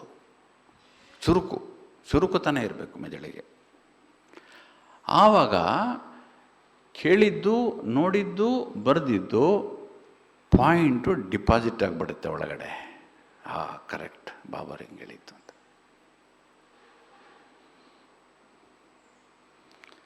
ಅದಕ್ಕೇ ಗೃಹಸ್ಥಿಗಳು ರಾಜಯೋಗಿಗಳು ಯಾವಾಗ ಆಗ್ತಾರೆ? ಇಲ್ಲ ಗೃಹಸ್ಥಿಗಳಾಗಿ ಉಳ್ಕೊಂಡಿರ್ತಾರೆ. ನಾನು ಗೃಹಸ್ಥಿ. ಬಾಬಾ ಹೇಳ್ತಾರೆ ಗೃಹಸ್ಥಿಗಳು ರಾಜಯೋಗಿಗಳಾಗಬೇಕು. ಗೃಹಸ್ಥಿಗಳು ಬಾಬಾರವ್ರು ಹೇಳ್ತಾರೆ, ನೀವು ಶೋಕೇಸಿನ ಶೋಕೇಸ್ ಇರುತ್ತೆ ದೊಡ್ಡದು, ಅಲ್ಲೆಲ್ಲ ಅಟ್ರಾಕ್ಟಿವ್ ಆಗಿರೋದು ಪೀಸ್ಗಳಿಟ್ಟಿರ್ತಾರೆ. ಎಲ್ಲೆಲ್ಲಿಂದ ಯಾವುದು ದೇಶದಿಂದೆಲ್ಲ ತಂದು ನೋಡಿದವ್ರು ಎಷ್ಟು ಚೆನ್ನಾಗಿದೆ, ಎಂತೆಂಥ ಕಲೆಕ್ಷನ್ ಇದೆ ಇವ್ರ ಮನೆಯಲ್ಲಿ, ಶೋ ಪೀಸ್. ಹಾಗೆ ಇಷ್ಟು ದೊಡ್ಡ ಯಜ್ಞದಲ್ಲಿ, ಬಾಬಾರವರು ಮಾಡಿರುವಂಥ ಯಜ್ಞದಲ್ಲಿ ಶೋ ಪೀಸ್ಗಳು ಯಾರು ಅಂದರೆ ಗೃಹಸ್ಥಿಗಳು. ಈ ಟೈಟ್ಲ್ ಬೇರೆ ಯಾರಿಗೂ ಅನ್ವಯಿಸಲ್ಲ, ಯಾಕಂದರೆ ಭಗವಂತ ಹೇಳಿರೋದು ಇದು. ಯಾಕೆ ಶೋ ಪೀಸ್ ಅಂತ ಹೇಳಿದ್ದಾರೆ ನಮಗೆ ಅಂದರೆ, ಗೃಹಸ್ಥಿಗಳಿಗೆ ಬಾಬಾರವರು ಹೇಳ್ತಾರೆ, ಈ ಯಜ್ಞದಲ್ಲಿ ಅತ್ಯಂತ ಮುಖ್ಯವಾದ ವಿಚಾರ ಮತ್ತು ಈ ಯಜ್ಞಕ್ಕೆ ತಳಹದಿ ಆಗಿರುವುದು ಪವಿತ್ರತೆ. ಈ ಪವಿತ್ರತೆಯನ್ನು ಧಾರಣೆ ಮಾಡೋದು ಬೇರೆಯವರಿಗೆ ಸುಲಭ ಆಗ್ಬೋದು, ಆದರೆ ಗೃಹಸ್ಥದಲ್ಲಿರೋರಿಗೆ ಕಷ್ಟ ಆಗುತ್ತೆ.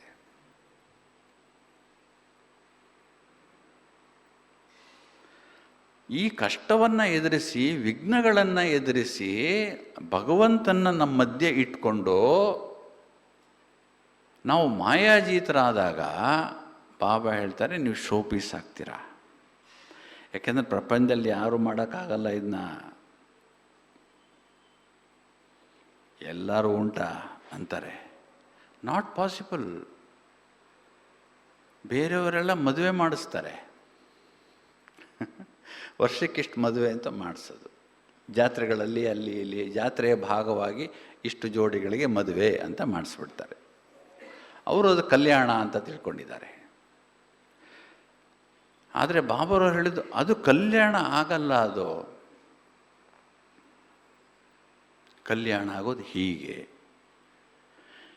ಭಗವಂತ ಬಂದ ಮೇಲೆ ಇಡೀ ಪ್ರಪಂಚದ ಜನರಿಗೆಲ್ಲ ಕಲ್ಯಾಣ ಹೇಗಾಗುತ್ತೆ ಅಂತ ಬಾಬಾರವರು 3 ದಿವಸದ ಮೊದಲು ಮುರಳಿಯಲ್ಲಿ ಹೇಳಿದ್ದಾರೆ. ಗೊತ್ತಾ, ನೀವು ಕ್ಯಾಚ್ ಮಾಡಿದ್ದೀರಾ? ಅವತ್ತಿನ ರಹಸ್ಯ ಬಾಬಾರವ್ರು ಹೇಳಿದ್ದು. ಭಗವಂತ ಬಂದ ಮೇಲೆ ಸೃಷ್ಟಿಯ ಇಡೀ ಕಲ್ಯಾಣ ಆಗೋಯ್ತಲ್ಲ, ಹೆಂಗೆ ಕಲ್ಯಾಣ ಆಗುತ್ತೆ? ನಾವೇನೋ ಸ್ವರ್ಗಕ್ಕೆ ಕೊಟ್ಟೋಗ್ಬಿಡ್ತೀವಿ, ಬೇರೆಯದು ನಾವೇನೋ ಬಾಬು ನೆನಪು ಮಾಡಿ ನಮ್ಮದು ವಿಕರ್ಮ ಎಲ್ಲ ವಿನಾಶ ಮಾಡ್ಕೊಂಡ್ಬಿಡ್ತೀವಿ. ಬೇರೆಯವ್ರಿಗೆಲ್ಲ ಮನೆ ಕೊಟ್ಬಿಡ್ತಾರಲ್ಲ ಬಾಬರು, ಶಾಂತಿ ಕಳಿಸ್ಬಿಡ್ತಾರಲ್ಲ. ಅದಕ್ಕಿನ್ನ ಕಲ್ಯಾಣ ಏನು ಬೇಕು? ಎಲ್ಲ ಬೇಡ್ಕೊಳ್ತಾ ಇರೋದೇ ಅದು ತಾನೇ. ನಮಗೆ ನಮ್ಮ ಭಗವಂತ ನಮಗೆ ಶಾಂತಿ ಕೊಟ್ಬಿಡಪ್ಪ, ನಮ್ಗೆ ಮುಕ್ತಿ ಕೊಟ್ಬಿಡಪ್ಪ, ಸಾಕು, ನಮಗೆ ವಾಪಸ್ ಬರೋದೇ ಬೇಕಾಗಿಲ್ಲ ಇಲ್ಲಿ. ಸಾಕು ಈ ಸವಾಸ ಅಂತಾರಲ್ವಾ. ಹೋಗ್ಬಿಡಿ ನೀವೆಲ್ಲ ಅಲ್ಲೇ ಇದ್ಬಿಡಿ, ಅರ್ಧ ಕಲ್ಪ ಅಲ್ಲೇ ಇದ್ಬಿಡಿ, ಡೋಂಟ್ ವರಿ ಅಂತ ಹೇಳ್ತಾರಲ್ಲ. ಕಲ್ಯಾಣ ಅಲ್ವಾ ಅದು? ಅದಕ್ಕಿನ್ನ ಏನು ಕಲ್ಯಾಣ ಇದೆ? ಚೀಲ ತೊಗೊಂಡೋಗಿಲ್ಲ, ಬದನೆಕಾಯಿ ತರೋಂಗಿಲ್ಲ, ಪಲ್ಯ ಮಾಡೋಂಗಿಲ್ಲ, ಎಲ್ಲರಿಗೂ ಬಡಿಸೋಂಗಿಲ್ಲ, ಏನು ಪ್ರಾಬ್ಲಮ್ಮೇ ಇಲ್ಲ, ಅರ್ಧ ಕಲ್ಪ. ಅದಕ್ಕಿಂತ ಕಲ್ಯಾಣದಿನ್ನೇನಿದೆ? ಭಗವಂತ ಬಂದರೆ ಎಲ್ಲರ ಕಲ್ಯಾಣ ಆಗುತ್ತೆ ನೋಡಿ. ಸೃಷ್ಟಿದು ಕಲ್ಯಾಣ ಆಗುತ್ತೆ, ಎಲ್ಲ ಆತ್ಮಗಳದ್ದು ಕಲ್ಯಾಣ ಆಗುತ್ತೆ. ಒಂದು ಆತ್ಮದ ಎಂಟ್ರಿಯಿಂದ ಇಡೀ ವಿಶ್ವದ ಎಲ್ಲ ಭೌತಿಕ ಅಭೌತಿಕ ಎಲ್ಲ ಕಲ್ಯಾಣ ಆಗೋಗ್ಬಿಡುತ್ತೆ. ವಂಡರ್ ಅಲ್ವಾ ಇದು? ಈ ಥರ ಯಾರು ಮಾಡೋಕ್ಕಾಗತ್ತಾ? ಅದಕ್ಕೆ ಬಾಬಾ ಇವತ್ತು ಹೇಳಿದ್ದು, ಈ ಕಾಂಟ್ರಾಕ್ಟ್ ಗುತ್ತಿಗೆ ತೊಗೊಂಡ್ಬಿಟ್ಟಿದ್ದೀನಿ ನಾನು. ಯಾವ ಗುತ್ತಿಗೆ? ಪತಿತರನ್ನು ಪಾವನ ಮಾಡೋಕ್ಕೆ ಗುತ್ತಿಗೆ ನಂದೇ ಕಣ್ರಪ್ಪ, ನಾನು ನಿಮ್ಮ ಮೂಲಕ ಮಾಡಿಸ್ತೀನಿ, ಅದಕ್ಕೆ ನೀವು ಗುತ್ತಿಗೆದಾರರು. ನನಗೆ ಸಿಕ್ಕಿರೋ ಗುತ್ತಿಗೆನ ನಿಮಗೂ ಗುತ್ತಿಗೆ ಕೊಟ್ಬಿಟ್ಟಿದ್ದೀನಿ, ನೀವು ಅದೇ ಕೆಲಸ ಮಾಡಿ ಅಂತ ಹೇಳಿರೋದು. ಸೊ ಹಾಗೆ ನಾವು ಪ್ರಪಂಚದಲ್ಲಿ ಯಾರೂ ಮಾಡದೇ ಇರೋ ಕೆಲಸ ಮಾಡ್ತಾ ಇರೋದರಿಂದ, ಪವಿತ್ರತೆಯನ್ನು ಕಾಪಾಡಿರೋದ್ರಿಂದ ನಾವು ಶೋ ಪೀಸ್ಗಳು. ಅದಕ್ಕೆ ಬಾಬಾರವರು ಹೇಳ್ತಾರೆ, ನೀವು ಭಾಳ ಅಪರೂಪದ ವಜ್ರಗಳು. ಯಾರೋ ಗೃಹಸ್ಥಿಗಳು, ಭಾಳ ಅಪರೂಪದ ವಜ್ರಗಳು. ನಿಮ್ಮ ವ್ಯಾಲ್ಯೂ ಯಾರಿಗೂ ಗೊತ್ತಾಗಲ್ಲ. ನಿಮ್ಮ ಮನೇಲಿ ನಿಮಗೆ ಬೈತಾರೆ, ಏನಲ್ಲೋ ಹೋಗೋ ಕೂತ್ಕೋತೀಯ ಅಲ್ಲಿ ಅಂತ, ಏನು ಕಲಿಸ್ತಾರೆ ಅಲ್ಲಿ ಅಂತ ಬೈತಾರಲ್ವ ಆವಾಗ. ಅವ್ರಿಗೆ ಗೊತ್ತೇ ಇಲ್ಲ ಇಲ್ಲಿ ಏನು ಸಿಗುತ್ತೆ, ಯಾವುದನ್ನು ಬಿಡ್ತಾ ಇದ್ದೀವಿ ನಾವು, ಏನನ್ನ ಕಟ್ಕೋತಾ ಇದ್ದೀವಿ, ಯಾರನ್ನ ಕಟ್ಕೋತಾ ಇದ್ದೀವಿ ನಾವು ಅಂತ ಅವ್ರಿಗೆ ಗೊತ್ತೇ ಇಲ್ಲ. ಇವತ್ತು ಹೇಳಿದ್ದಾರೆ ಬಾಬಾ, ಬರುತ್ತೆ ಅವ್ರಿಗೂ ಟೈಮ್ ಬರುತ್ತೆ, ಅವರು ಬರ್ತಾರೆ, ಡೋಂಟ್ ವರಿ, ಅವರು ಬರ್ತಾರೆ. ಆದ್ದರಿಂದ ನಮಗೆ ಈಗ ಬಾಬಾರವರು ಟೈಟ್ಲ್ ಕೊಟ್ಟಿರೋದೇನಪ್ಪ ಅಂದರೆ, ನೀವು ಶೋ ಪೀಸಸ್. ಶೋ ಪೀಸು ಹೆಂಗೆ ಹೊಳಿತಾ ಇದೆ ಅಂದರೆ, ಇಡೀ ಪ್ರಪಂಚದ ಈ ಒಂದು ಶೋ ಕೇಸಲ್ಲಿ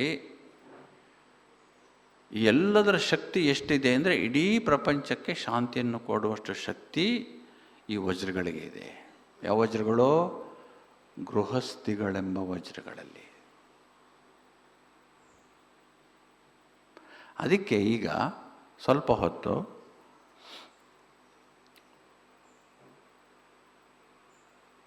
ಹೆಂಗೆ ನಾವು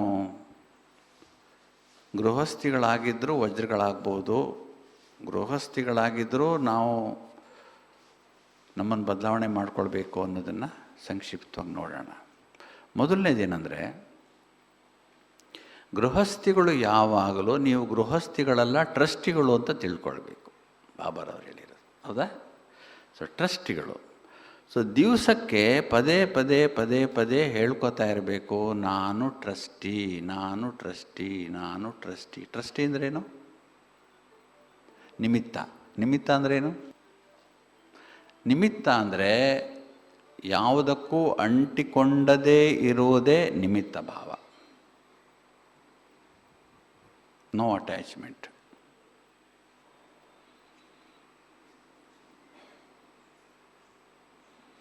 ಹಾಗೆ ಅಂಟಿಕೊಳ್ಳದೇ ಇರುವುದಕ್ಕೆ ಏಕವ್ರತ ಅಂತ ಹೆಸರು. ಯಾರು ಏಕವ್ರತ ಆಗಿರ್ತಾರೆ ಅವರು ಮಾತ್ರ ಯಾವುದಕ್ಕೂ ಅಂಟಿಕೊಳ್ಳಲ್ಲ. ಏಕ್ ಬಾಪ್ ದೂಸರಾ ನಾ ಕೋಯಿ. ಸೊ ಟ್ರಸ್ಟಿ ಆಗಬೇಕಂದ್ರೆ ನನಗೆ ಟ್ರಸ್ಟಿ ಲಕ್ಷಣಗಳೇನು? Trustee ಶಬ್ದದಲ್ಲಿ TRUSTEE 7 ಅಕ್ಷರಗಳಿವೆ. 7 ಅಕ್ಷರಗಳಲ್ಲಿ ಮೊದಲನೇದು T ಫಾರ್ ಟ್ರುತ್ಫುಲ್.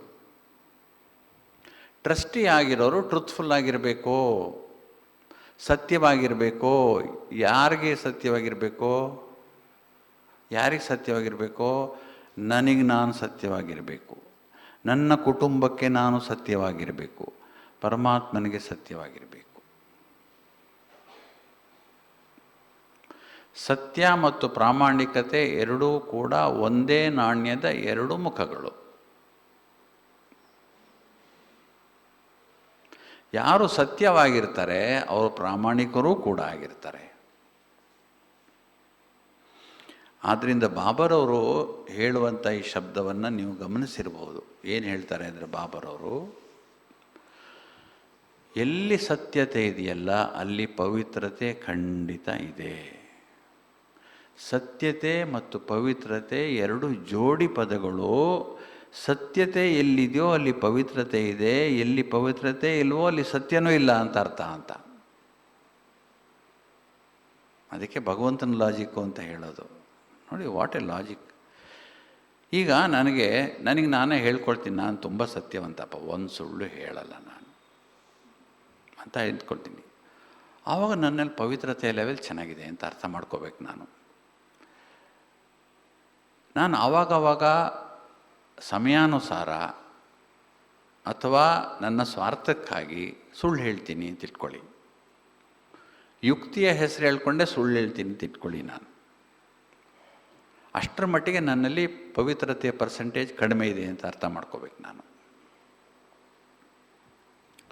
ಸೊ ಆದ್ದರಿಂದ ಯಾರು ಪೂರ್ಣ ಸತ್ಯವಂತರೋ ಅವರು ಪೂರ್ಣ ಪವಿತ್ರ ಆಗಿರಲೇಬೇಕು, ಬೇರೆ ದಾರಿನೇ ಇಲ್ಲ. ಅದರಿಂದ ಮೊದಲನೇ ಲಕ್ಷಣ ಯಾವುದೋ ಟ್ರಸ್ಟಿಗಳದ್ದು. ಈಗ ನೋಡಿ, ಪಬ್ಲಿಕ್ ಪ್ರಾಪರ್ಟೀಸ್ಗೆಲ್ಲ ಟ್ರಸ್ಟ್ ಅಂತ ಮಾಡಿರ್ತಾರೆ, ಅದಕ್ಕೆ ಟ್ರಸ್ಟಿಗಳಿರ್ತಾರೆ, ಧರ್ಮದರ್ಶಿಗಳು ಟ್ರಸ್ಟಿಗಳು ಅಂತ ಇರ್ತಾರೆ. ಒಂದು ಗುಂಪಿರುತ್ತೆ ಟ್ರಸ್ಟಿಗಳು, 5 ಜನ 10 ಜನ 15 ಜನ ಇರುತ್ತೆ. ಅವ್ರದ್ದೇನು ಕೆಲಸ? ಏನು ಕೆಲಸ ಅವ್ರದ್ದು? ಟ್ರಸ್ಟ್ ಮೀಟಿಂಗ್ ಮಾಡಿ, ಟ್ರಸ್ಟಿಗಳದೆಲ್ಲ ಮೀಟಿಂಗ್ ಮಾಡಿ, ನಮಗೆ ಸಿಕ್ಕಿದೆಲ್ಲ ಈ ಪ್ರಾಪರ್ಟಿ ಟ್ರಸ್ಟಾಗಿ, ಅದನ್ನು ಅಭಿವೃದ್ಧಿ ಮಾಡೋದು ಹೆಂಗೆ, ಅದನ್ನು ಜನಗಳ ಉಪಯೋಗಕ್ಕೆ ನಾವು ಮಾಡಿಕೊಡೋದು ಹೇಗೆ, ನಾವೆಲ್ಲ ಸೇರಿ ಇದನ್ನು ಇಂಪ್ರೂವ್ ಮಾಡೋದು ಹೆಂಗೆ ಅಂತಲೇ ಯೋಚನೆ ಮಾಡ್ತಿರ್ತಾರೆ ಅವರು. ಮತ್ತು ಪರಸ್ಪರ ಎಲ್ಲರೂ ಸತ್ಯವಾಗಿ ಇರ್ತಾರೆ, ಪ್ರಾಮಾಣಿಕವಾಗಿರ್ತಾರೆ. ಆವಾಗ ಟ್ರಸ್ಟ್ ಬೆಳೆಯುತ್ತೆ. ಈಗ ನಮ್ಮದು ಟ್ರಸ್ಟ್ ಇದೆ ಗೊತ್ತಾ ನಿಮಗೆ, ವರ್ಲ್ಡ್ ರಿನ್ಯೂಯಲ್ ಸ್ಪಿರಿಚುವಲ್ ಟ್ರಸ್ಟ್ ಅಂತ ಇದೆ ಗೊತ್ತಾ ನಿಮಗೆ. ಅದರಲ್ಲಿ ಒಂದು 15-20 ಜನ ಟ್ರಸ್ಟ್ಗಳಿದ್ದಾರೆ, ಎಲ್ಲ ನಮ್ಮ ದಾದಿಗಳು ಎಲ್ಲರೂ ಇದ್ದಾರೆ ಅದರಲ್ಲಿ. ಅವರೆಲ್ಲ ಮೀಟಿಂಗ್ ಮಾಡ್ತಾರೆ. ಏನು ಯೋಚನೆ ಮಾಡ್ತಾರೆ ಅವರು? ಈ ಟ್ರಸ್ಟನ್ನು ಡೆವಲಪ್ ಮಾಡೋದು ಹೆಂಗೆ, ನಾವು ಟ್ರಸ್ಟ್ ಮೂಲಕ ಜನಸೇವೆ ಮಾಡೋದು ಹೆಂಗೆ, ಇದನ್ನು ಯೋಚನೆ ಮಾಡ್ತಾರೆ. ಅದಕ್ಕೆ ಬೇರೆ ಪ್ರೋಗ್ರಾಮ್ಸ್ ಹಾಕ್ಕೊಳ್ತಾರೆ. ಅದಕ್ಕೆ ಮ್ಯಾನೇಜಿಂಗ್ ಟ್ರಸ್ಟಿಗಳು ಒಬ್ಬಿರ್ತಾರೆ. ಮೊದಲು ರಮೇಶ್ ಅವರಿದ್ದಲ್ಲ, ಅವ್ರು ಮ್ಯಾನೇಜಿಂಗ್ ಟ್ರಸ್ಟಿ ಆಗಿದ್ದರು.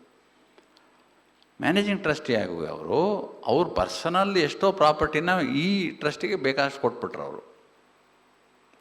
ಹಾಗೆ ಎಷ್ಟೋ ಜನ ಮಾಡಿದವರಿದ್ದಾರೆ.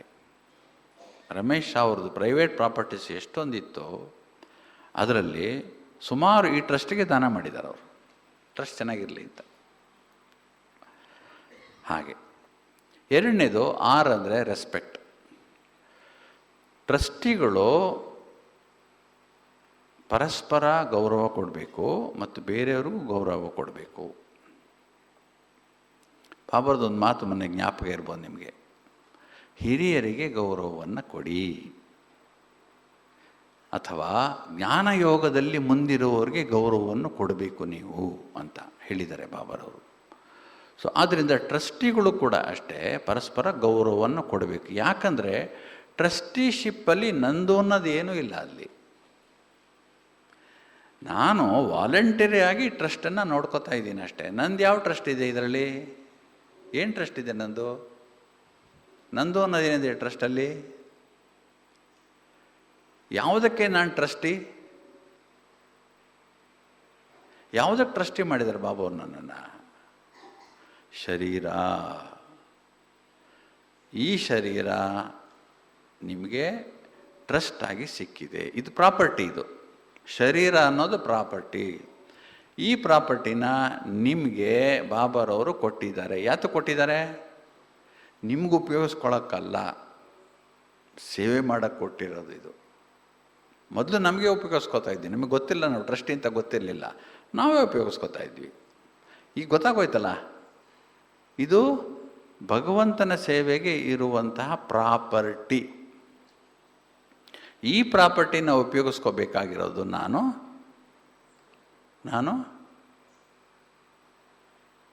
ನನ್ನ ಉಪಯೋಗನೂ ಆಗುತ್ತೆ, ನನ್ನ ಕಲ್ಯಾಣನೂ ಆಗುತ್ತೆ, ಭಗವಂತನ ಸೇವೆನೂ ಆಗುತ್ತೆ. ನಾನೆಷ್ಟು ಈ ಶರೀರವನ್ನು ಭಗವಂತನ ಸೇವೆಯಲ್ಲಿ ವಿನಿಯೋಗಿಸ್ತೀನೋ ಅಷ್ಟು ನನ್ನ ಕಲ್ಯಾಣನೂ ಆಗುತ್ತೆ, ಅನ್ಯರ ಕಲ್ಯಾಣನೂ ಆಗುತ್ತೆ, ಸೇವೆನೂ ಆಗುತ್ತೆ. ಆದ್ದರಿಂದ ಈ ಟ್ರಸ್ಟ್ ಪ್ರಾಪರ್ಟಿ, ಈ ಟ್ರಸ್ಟ್ ಪ್ರಾಪರ್ಟಿ ಅಂತ ತಿಳ್ಕೊಳ್ಬೇಕು. ನನ್ನ ಪ್ರಾಪರ್ಟಿ ಅಲ್ಲ ಇದು. ನಾನು ಆತ್ಮ ಶರೀರದ ಮಧ್ಯೆ ಕುಳಿತುಕೊಂಡು, ಬುರುಕುಟಿ ಮಧ್ಯೆ ಕೂತ್ಕೊಂಡು ಟ್ರಸ್ಟನ್ನು ನೋಡ್ಕೋತಾ ಇದ್ದೀನಿ ಸರಿಯಾಗಿ. ಕಾಲ ಕಾಲಕ್ಕೆ ಆಹಾರ ಪದಾರ್ಥಗಳನ್ನು ಹಾಕ್ಕೊಳ್ಳೋದು, ಬಟ್ಟೆಗಳನ್ನು ಹಾಕ್ಕೊಳ್ಳೋದು, ಒಳ್ಳೆಯ ವಿಚಾರಗಳನ್ನು ಮಾಡೋದು, ಒಳ್ಳೆ ಮಾತಾಡೋದು, ಒಳ್ಳೆ ಸೇವೆ ಮಾಡೋದು, ಸೇವಾ ಕೇಂದ್ರದಲ್ಲಿ ಸಹಯೋಗ ಕೊಡೋದು, ಇವೆಲ್ಲವೂ ಕೂಡ ನನ್ನ ಟ್ರಸ್ಟಿಯ ಕೆಲಸಗಳು, ಕರ್ತವ್ಯಗಳು. ಈ ಕರ್ತವ್ಯಗಳನ್ನು ನಾನು ಮಾಡಿದಾಗ ನಾನು ನಿಜವಾಗಿ ಟ್ರಸ್ಟಿ ಆಗ್ತೀನಿ. ಗೃಹಸ್ಥಿಗಳು ಹೆಂಗೆ ಮಾಡೋಕ್ಕಾಗುತ್ತೆ? ಇದನ್ನ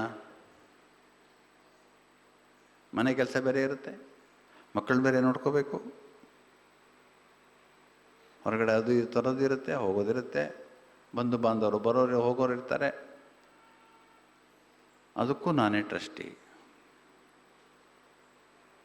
ಈ ಶರೀರದ ಮೂಲಕ, ಈ ಮನಸ್ಸಿನ ಮೂಲಕ, ಈ ಬುದ್ಧಿಯ ಮೂಲಕ ನಾನು ಈ ಟ್ರಸ್ಟ್ ಪ್ರಾಪರ್ಟಿಯನ್ನು ಉಪಯೋಗಿಸ್ಕೊಂಡು ಸೇವೆ ಮಾಡಬೇಕು ಅವರಿಗೆ. ಇದರಲ್ಲಿ ನನ್ನ ಸ್ವಾರ್ಥ ಇದ್ದರೆ ಆವಾಗ ನಾನು ಟ್ರಸ್ಟಿ ಅಲ್ಲ, ಪರ್ಸಂಟೇಜ್ ಟ್ರಸ್ಟಿ ಆಗ್ತೀನಿ ಆವಾಗ. ಯಾಕಂದರೆ ಬಾಬಾರವರು ನನ್ನನ್ನು ಈ ಶರೀರದಲ್ಲಿ ಯಾಕೆ ಇಟ್ಟಿದ್ದಾರೆ ಅಂದರೆ ಸೇವೆ ಮಾಡೋಕ್ಕೋಸ್ಕರ ಇಟ್ಟಿರೋದು ನನ್ನನ್ನು. ಆ ಮನೆಯಲ್ಲಿ ಯಾಕೆ ನನ್ನ ಜನ್ಮ ಕೊಟ್ಟಿದ್ದಾರೆ ಅಂದರೆ ನಾನು ಸೇವೆ ಮಾಡಬೇಕು. ನನ್ನ ಕರ್ಮಾನುಸಾರ ಆ ಮನೇಲಿ ಹುಟ್ಟಿದ್ದೀನಿ ನಿಜ.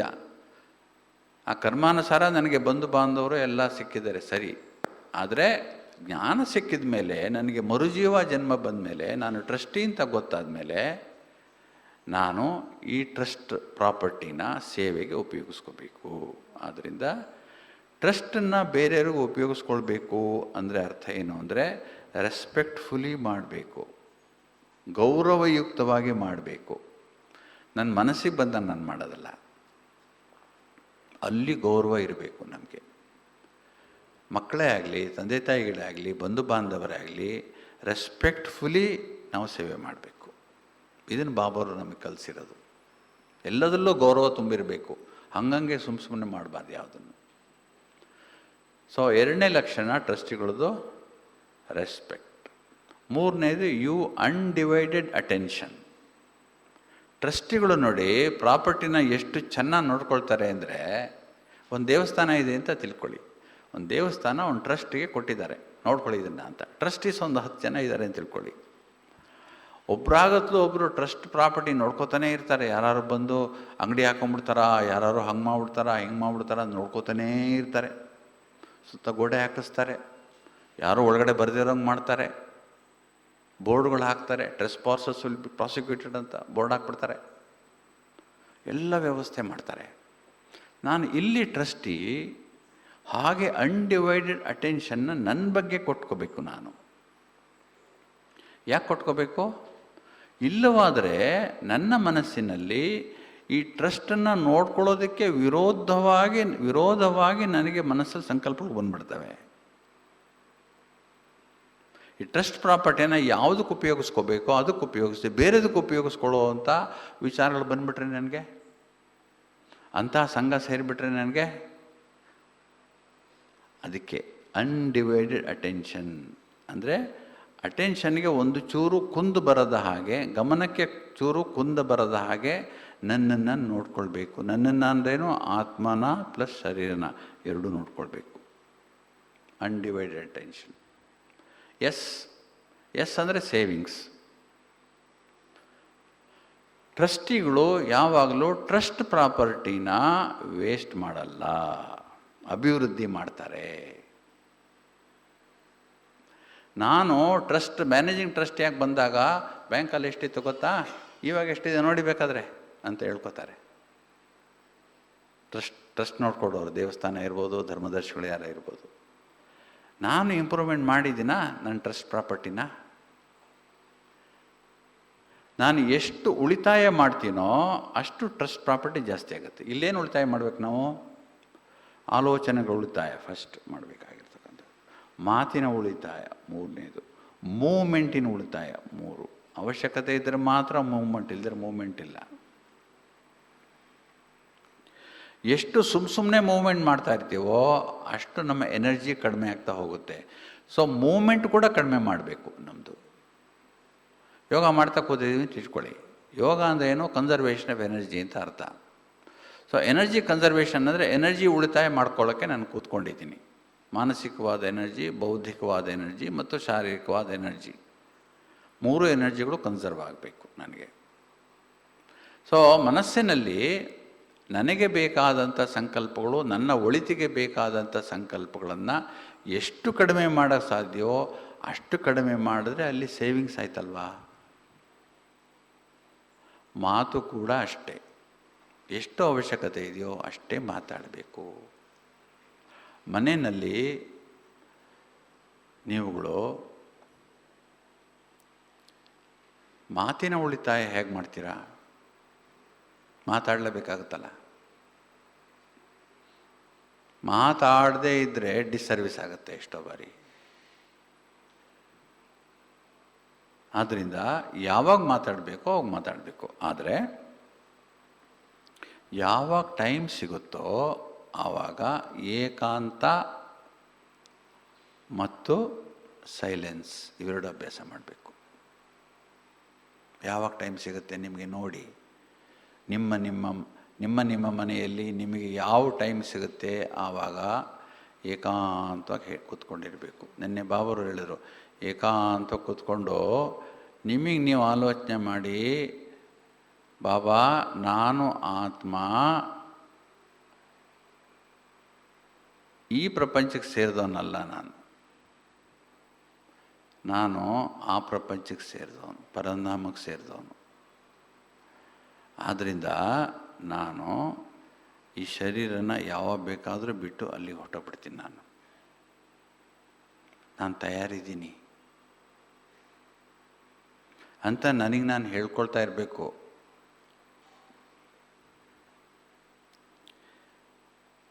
ಇದು ನಮ್ಮನ್ನು ರೆಡಿ ಮಾಡ್ಕೊಳ್ಳೋದು ಒಳಗಡೆಯಿಂದ. ವಯಸ್ಸೆಷ್ಟೇ ಇರ್ಬೋದು, ಈಗ ವಯಸ್ಸಿಗೂ ನಿಧನದ ಕಾಲಮ್ ನಮ್ಮ ಹೆಸರು ಬರೋದಕ್ಕೂ ಏನು ಜಾಸ್ತಿ ಏನು ಅಂತರ ಏನಿಲ್ಲ, ಯಾವ ಬೇಕಾದ್ರೂ ಬಂದ್ಬಿಡ್ಬೋದು. ಎಸ್ಪೆಷಲಿ ಪುನೀತ್ ರಾಜ್ಕುಮಾರ್ ಹೋದ್ಮೇಲೆ ಯಾವ ಬೇಕಾದ್ರೂ ಹೋಗ್ಬಿಡ್ಬೋದಲ್ಲ. ಎಲ್ಲ ಶರೀರ ಎಲ್ಲ ಫಸ್ಟ್ ಕ್ಲಾಸ್ ಆಗಿದೆ, ದುಡ್ಡೇನು ಕಡಿಮೆ ಇಲ್ಲ, ಚೆನ್ನಾಗಿ ತಿಂತಾರೆ ಮಾಡ್ತಾರೆ, ಒಳ್ಳೆ ಫ್ಯಾಮಿಲಿ ಇದೆ, ಬೇಕಾದಷ್ಟು ಪ್ರಾಪರ್ಟಿ ಇದೆ. ಏನು ಕೊರತೆ ಇತ್ತು? ಹೋಗಿಬಿಟ್ರು ಒಂದು ಕ್ಷಣದಲ್ಲಿ. ಯಾರೂ ಗೊತ್ತಾಗಲಿಲ್ಲ ಹೋಗ್ತಾರೆ ಅಂತ. ವಯಸ್ಸಾಗಿದ್ದರೆ ಏನೋ ಇಂಡಿಕೇಶನ್ಸ್ ಇರುತ್ತೆ, ಗೊತ್ತಾಗಲಿಲ್ಲ. ಅದಾದಮೇಲೆ ಎಲ್ಲ ಆಸ್ಪತ್ರೆಯಲ್ಲೂ ಕ್ಯೂ ಅಂತೆ ಹಾರ್ಟ್ ಚೆಕ್ ಮಾಡ್ಕೊಳ್ಳೋದು. ನನ್ನ ಹಾರ್ಟ್ ಒಂಚೂರು ಚೆಕ್ ಮಾಡಿಬಿಡಿ ಡಾಕ್ಟ್ರೆ, ಸರಿಗಿದೆಯಾ ಇಲ್ವಾ.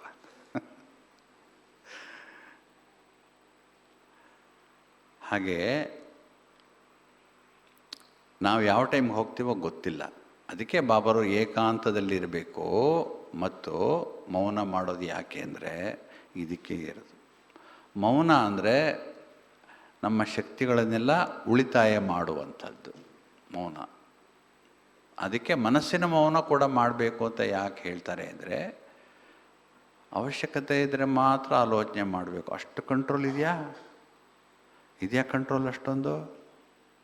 ಇಲ್ಲದೇ ಮಾಡ್ಕೋಬೇಕು ವ್ಯವಸ್ಥೆ. ನಾನು ಉಳಿತಾಯ ಮಾಡಬೇಕು. ನಾನು ಯಾವುದರಲ್ಲಿ? ಯೋಚನೆ ಮಾಡೋದ್ರಲ್ಲಿ ಉಳಿತಾಯ ಮಾಡಬೇಕು ನಾನು.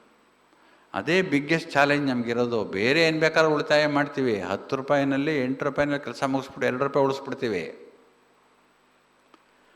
ಆದರೆ 10 ಸಂಕಲ್ಪಗಳು ಮಾಡೋ ಜಾಗದಲ್ಲಿ 20, 30, 40 ಸಂಕಲ್ಪಗಳು ಹೋಗ್ತಾ ಇದ್ದಾವಲ್ಲ, ಅದನ್ನು ಉಳಿತಾಯ ಮಾಡಬೇಕಲ್ಲ ನಾನು. ಅದೇ ನನ್ನ ನಿಜವಾದ ಚಾಲೆಂಜು, ಅದೇ ನಾನು ನಿಜವಾಗಿ ಮಾಡುವಂಥ ಉಳಿತಾಯ, savings as A trustee. So ನಾನು ಟ್ರಸ್ಟಿ ಇದ್ದರೆ, ಮನೆಯಲ್ಲಿ ನಾನು ಟ್ರಸ್ಟಿ ಇದ್ದರೆ, ನಾನು ಯಾವ ಟೈಮ್ ಆಗುತ್ತೋ ಬೆಳಿಗ್ಗೆನೋ ಸಂಜೆನೋ ಏಕಾಂತವಾಗಿ ಸ್ವಲ್ಪ ಕೂತ್ಕೊಂಡು ನನ್ನ ಬಗ್ಗೆ ಆಲೋಚನೆ ಮಾಡಬೇಕು. ಏನು ನನ್ನ ಭವಿಷ್ಯ ಏನು? ಇಷ್ಟು ದಿವಸದಿಂದ ನಾನು ಹೋಗ್ತಾ ಇದ್ದೀನಲ್ಲ ಸೆಂಟ್ರಿಗೆ, ನನ್ನಲ್ಲಿ ಏನಾದರೂ ಬದಲಾವಣೆ ಕಂಡಿದೆಯಾ? ನನ್ನಲ್ಲಿ ಏನಾದರೂ ಒಂದು ಶ್ರೇಷ್ಠವಾದಂಥ ಒಂದು ಬದಲಾವಣೆ ಅಥವಾ ಒಂದು ಉನ್ನತಿ ಆಗಿದೆಯಾ ಅಂತ ನನಗನ್ಸುತ್ತಾ ನೋಡ್ಕೋಬೇಕು, ನಾವು ಚೆಕ್ ಮಾಡ್ಕೋಬೇಕು ಮತ್ತು ಅದರ ಬಗ್ಗೆನೇ ಯೋಗ ಮಾಡಬೇಕು. ನಾವು ಜ್ಞಾನ ಇರೋದು ಯಾತಕ್ಕೆ? ಮತ್ತೆ ಇಷ್ಟೊಂದು ಜ್ಞಾನ ಸಾಗರ ಕೊಡ್ತಾ ಇರೋದು ಯಾತಕ್ಕೆ? ಆತ್ಮದ ಉನ್ನತಿಗೋಸ್ಕರನೇ ಕೊಡ್ತಾ ಇರೋದು ಇಷ್ಟೆಲ್ಲ, ಇನ್ನೇನು ಮತ್ತೆ. ಆದ್ದರಿಂದ ಆತ್ಮದ ಉನ್ನತಿ ಆಗಬೇಕು ಅಂದರೆ ಏಕಾಂತ ಬೇಕು. ಸುಮ್ಮನೆ ನಾವು ನಿಮ್ಮ ಜೊತೆ ಮಾತಾಡಿಕೊಂಡು ಆತ್ಮದ ಉನ್ನತಿ ಆಯಿತು ಅಂತ ಹೇಳ್ಕೊಳಕ್ಕಾಗುತ್ತಾ? ಆತ್ಮದ ಉನ್ನತಿ ಜ್ಞಾನನೂ ಬೇಕು, ಯೋಗನೂ ಬೇಕು. ಜ್ಞಾನ ಇಲ್ಲದೆ ಯೋಗ ಇಲ್ಲ, ಯೋಗ ಇಲ್ಲದೆ ಜ್ಞಾನ ಅರ್ಥ ಆಗಲ್ಲ. ಎರಡೂ ಇರಬೇಕು. ಧಾರಣೆನೂ ಬೇಕು. ಧಾರಣೆ ಇಲ್ಲದೇ ಇದ್ದರೆ ಜ್ಞಾನ ಯೋಗ ಎರಡೂ ಪ್ರಯೋಜನಕ್ಕೆ ಬರಲ್ಲ. ಧಾರಣೆ ಅಂದರೆ ಯಾವ ಧಾರಣೆ? ಧಾರಣೆ ಅಂದರೆ ಯಾವ ಧಾರಣೆ? ಜ್ಞಾನದ ಧಾರಣೆ. ಬಾಬರು ಏನೇನು ಪಾಯಿಂಟ್ಸ್ ಹೇಳ್ತಲ್ಲ ಶ್ರೀಮತ ಅಂತ, ಅವುಗಳನ್ನು ಜೀವನದಲ್ಲಿ ಧಾರಣೆ ಮಾಡುವುದೇ ಧಾರಣೆ ಸಬ್ಜೆಕ್ಟು. ಇವತ್ತು ಬೆಳಗ್ಗೆ ಹೇಳಿದ್ರಲ್ಲ ಬಾಬರು ಮುರಳಿಯಲ್ಲಿ ಏನು ಹೇಳಿದ್ರು? ಮೋಸ್ಟ್ ಇಂಪಾರ್ಟೆಂಟ್ ಪಾಯಿಂಟ್ ಏನು ಹೇಳಿದ್ರು? ಗುಡ್ ಮಾರ್ನಿಂಗ್ ಹೇಳಿ ಅಂತ ಹೇಳಿದ್ರು ಬಾಬರು. ಧಾರಣೆ ಮಾಡಬೇಕದನ್ನ ನಾವು. ಅದೇ ಧಾರಣೆ. ಯಾವ ಟೈಮಲ್ಲಿ ಹೇಳಬೇಕೋ? ಅಮೃತ ವೇಳೆಯಲ್ಲಿ ಎದ್ದ ತಕ್ಷಣ ನೀವು ಬೇರೆ ಶರೀರಧಾರಿಗಳನ್ನು ನೆನಪು ಮಾಡದೆ ನನ್ನನ್ನು ಮಾತ್ರ ನೆನಪು ಮಾಡಬೇಕು. ಗುಡ್ ಮಾರ್ನಿಂಗ್ ಶಿವಬಾಬಾ ಅಂತ ಹೇಳಿ, ಪ್ರೀತಿಯಿಂದ ಹೇಳಿ ಅಂತಲೂ ಹೇಳಿದ್ದಾರೆ ಬಾಬರವರು. ಧಾರಣೆ. ನಾಳೆ ಬೆಳಗ್ಗೆಯಿಂದ ಇದು ನನಗೆ ಧಾರಣೆ, ನನ್ನ ಜೀವನದಲ್ಲಿ ಧಾರಣೆ, ಪರಿವರ್ತನೆ. ಈಗ ಮನೆಯಲ್ಲಿ ಸಾಮಾನ್ಯವಾಗಿ ಕಂಪ್ಲೇಂಟ್ ಏನು ಅಂದರೆ, ನಾವು ಹೇಳ್ದಂಗೆ ಮಕ್ಕಳು ಕೇಳಲ್ಲ ಅಂತ ಒಂದು ಕಂಪ್ಲೇಂಟು. ಎರಡನೇ ಕಂಪ್ಲೇಂಟ್ ಏನು ಅಂದರೆ, ಮನೆಯವ್ರು ಯಾರು ನಮಗೆ ಸಹಯೋಗ ಕೊಡಲ್ಲ, ನನಗೆ ಅಡ್ಡಿ ಮಾಡ್ತಾರೆ. ಕರೆಕ್ಟಾ ಕಂಪ್ಲೇಂಟ್ ಇದು? ಇದೆಯಾ ಕಂಪ್ಲೇಂಟ್? ಇದೆಯಾ ಇಲ್ವಾ? ಯಾರ್ದು ಇಲ್ವಾ ಕಂಪ್ಲೇಂಟ್? ಈ ಥರ ಇದೆಯಾ? ಕೆಲವ್ರು ಕೈ ಎತ್ತಲ್ಲ, ಗೊತ್ತಾಗ್ಬಿಡುತ್ತೆ ಬೇರೆಯವ್ರಿಗೆ. ಪಕ್ಕದವ್ರಿಗೆ ಗೊತ್ತಾಗ್ಬಿಟ್ರೆ ಇವ್ರ ಮನೇಲಿ ಇದೆಯಪ್ಪ ಕಂಪ್ಲೇಂಟು ಅಂತ.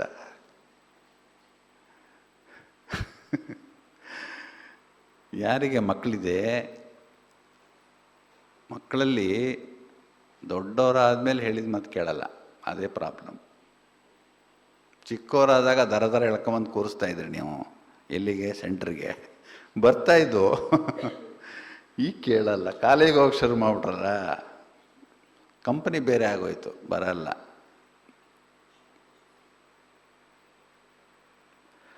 ಏನು ಮಾಡ್ಬೇಕು ಅದಕ್ಕೆ? ಇವಾಗ ಏನು ಮಾಡಬೇಕು?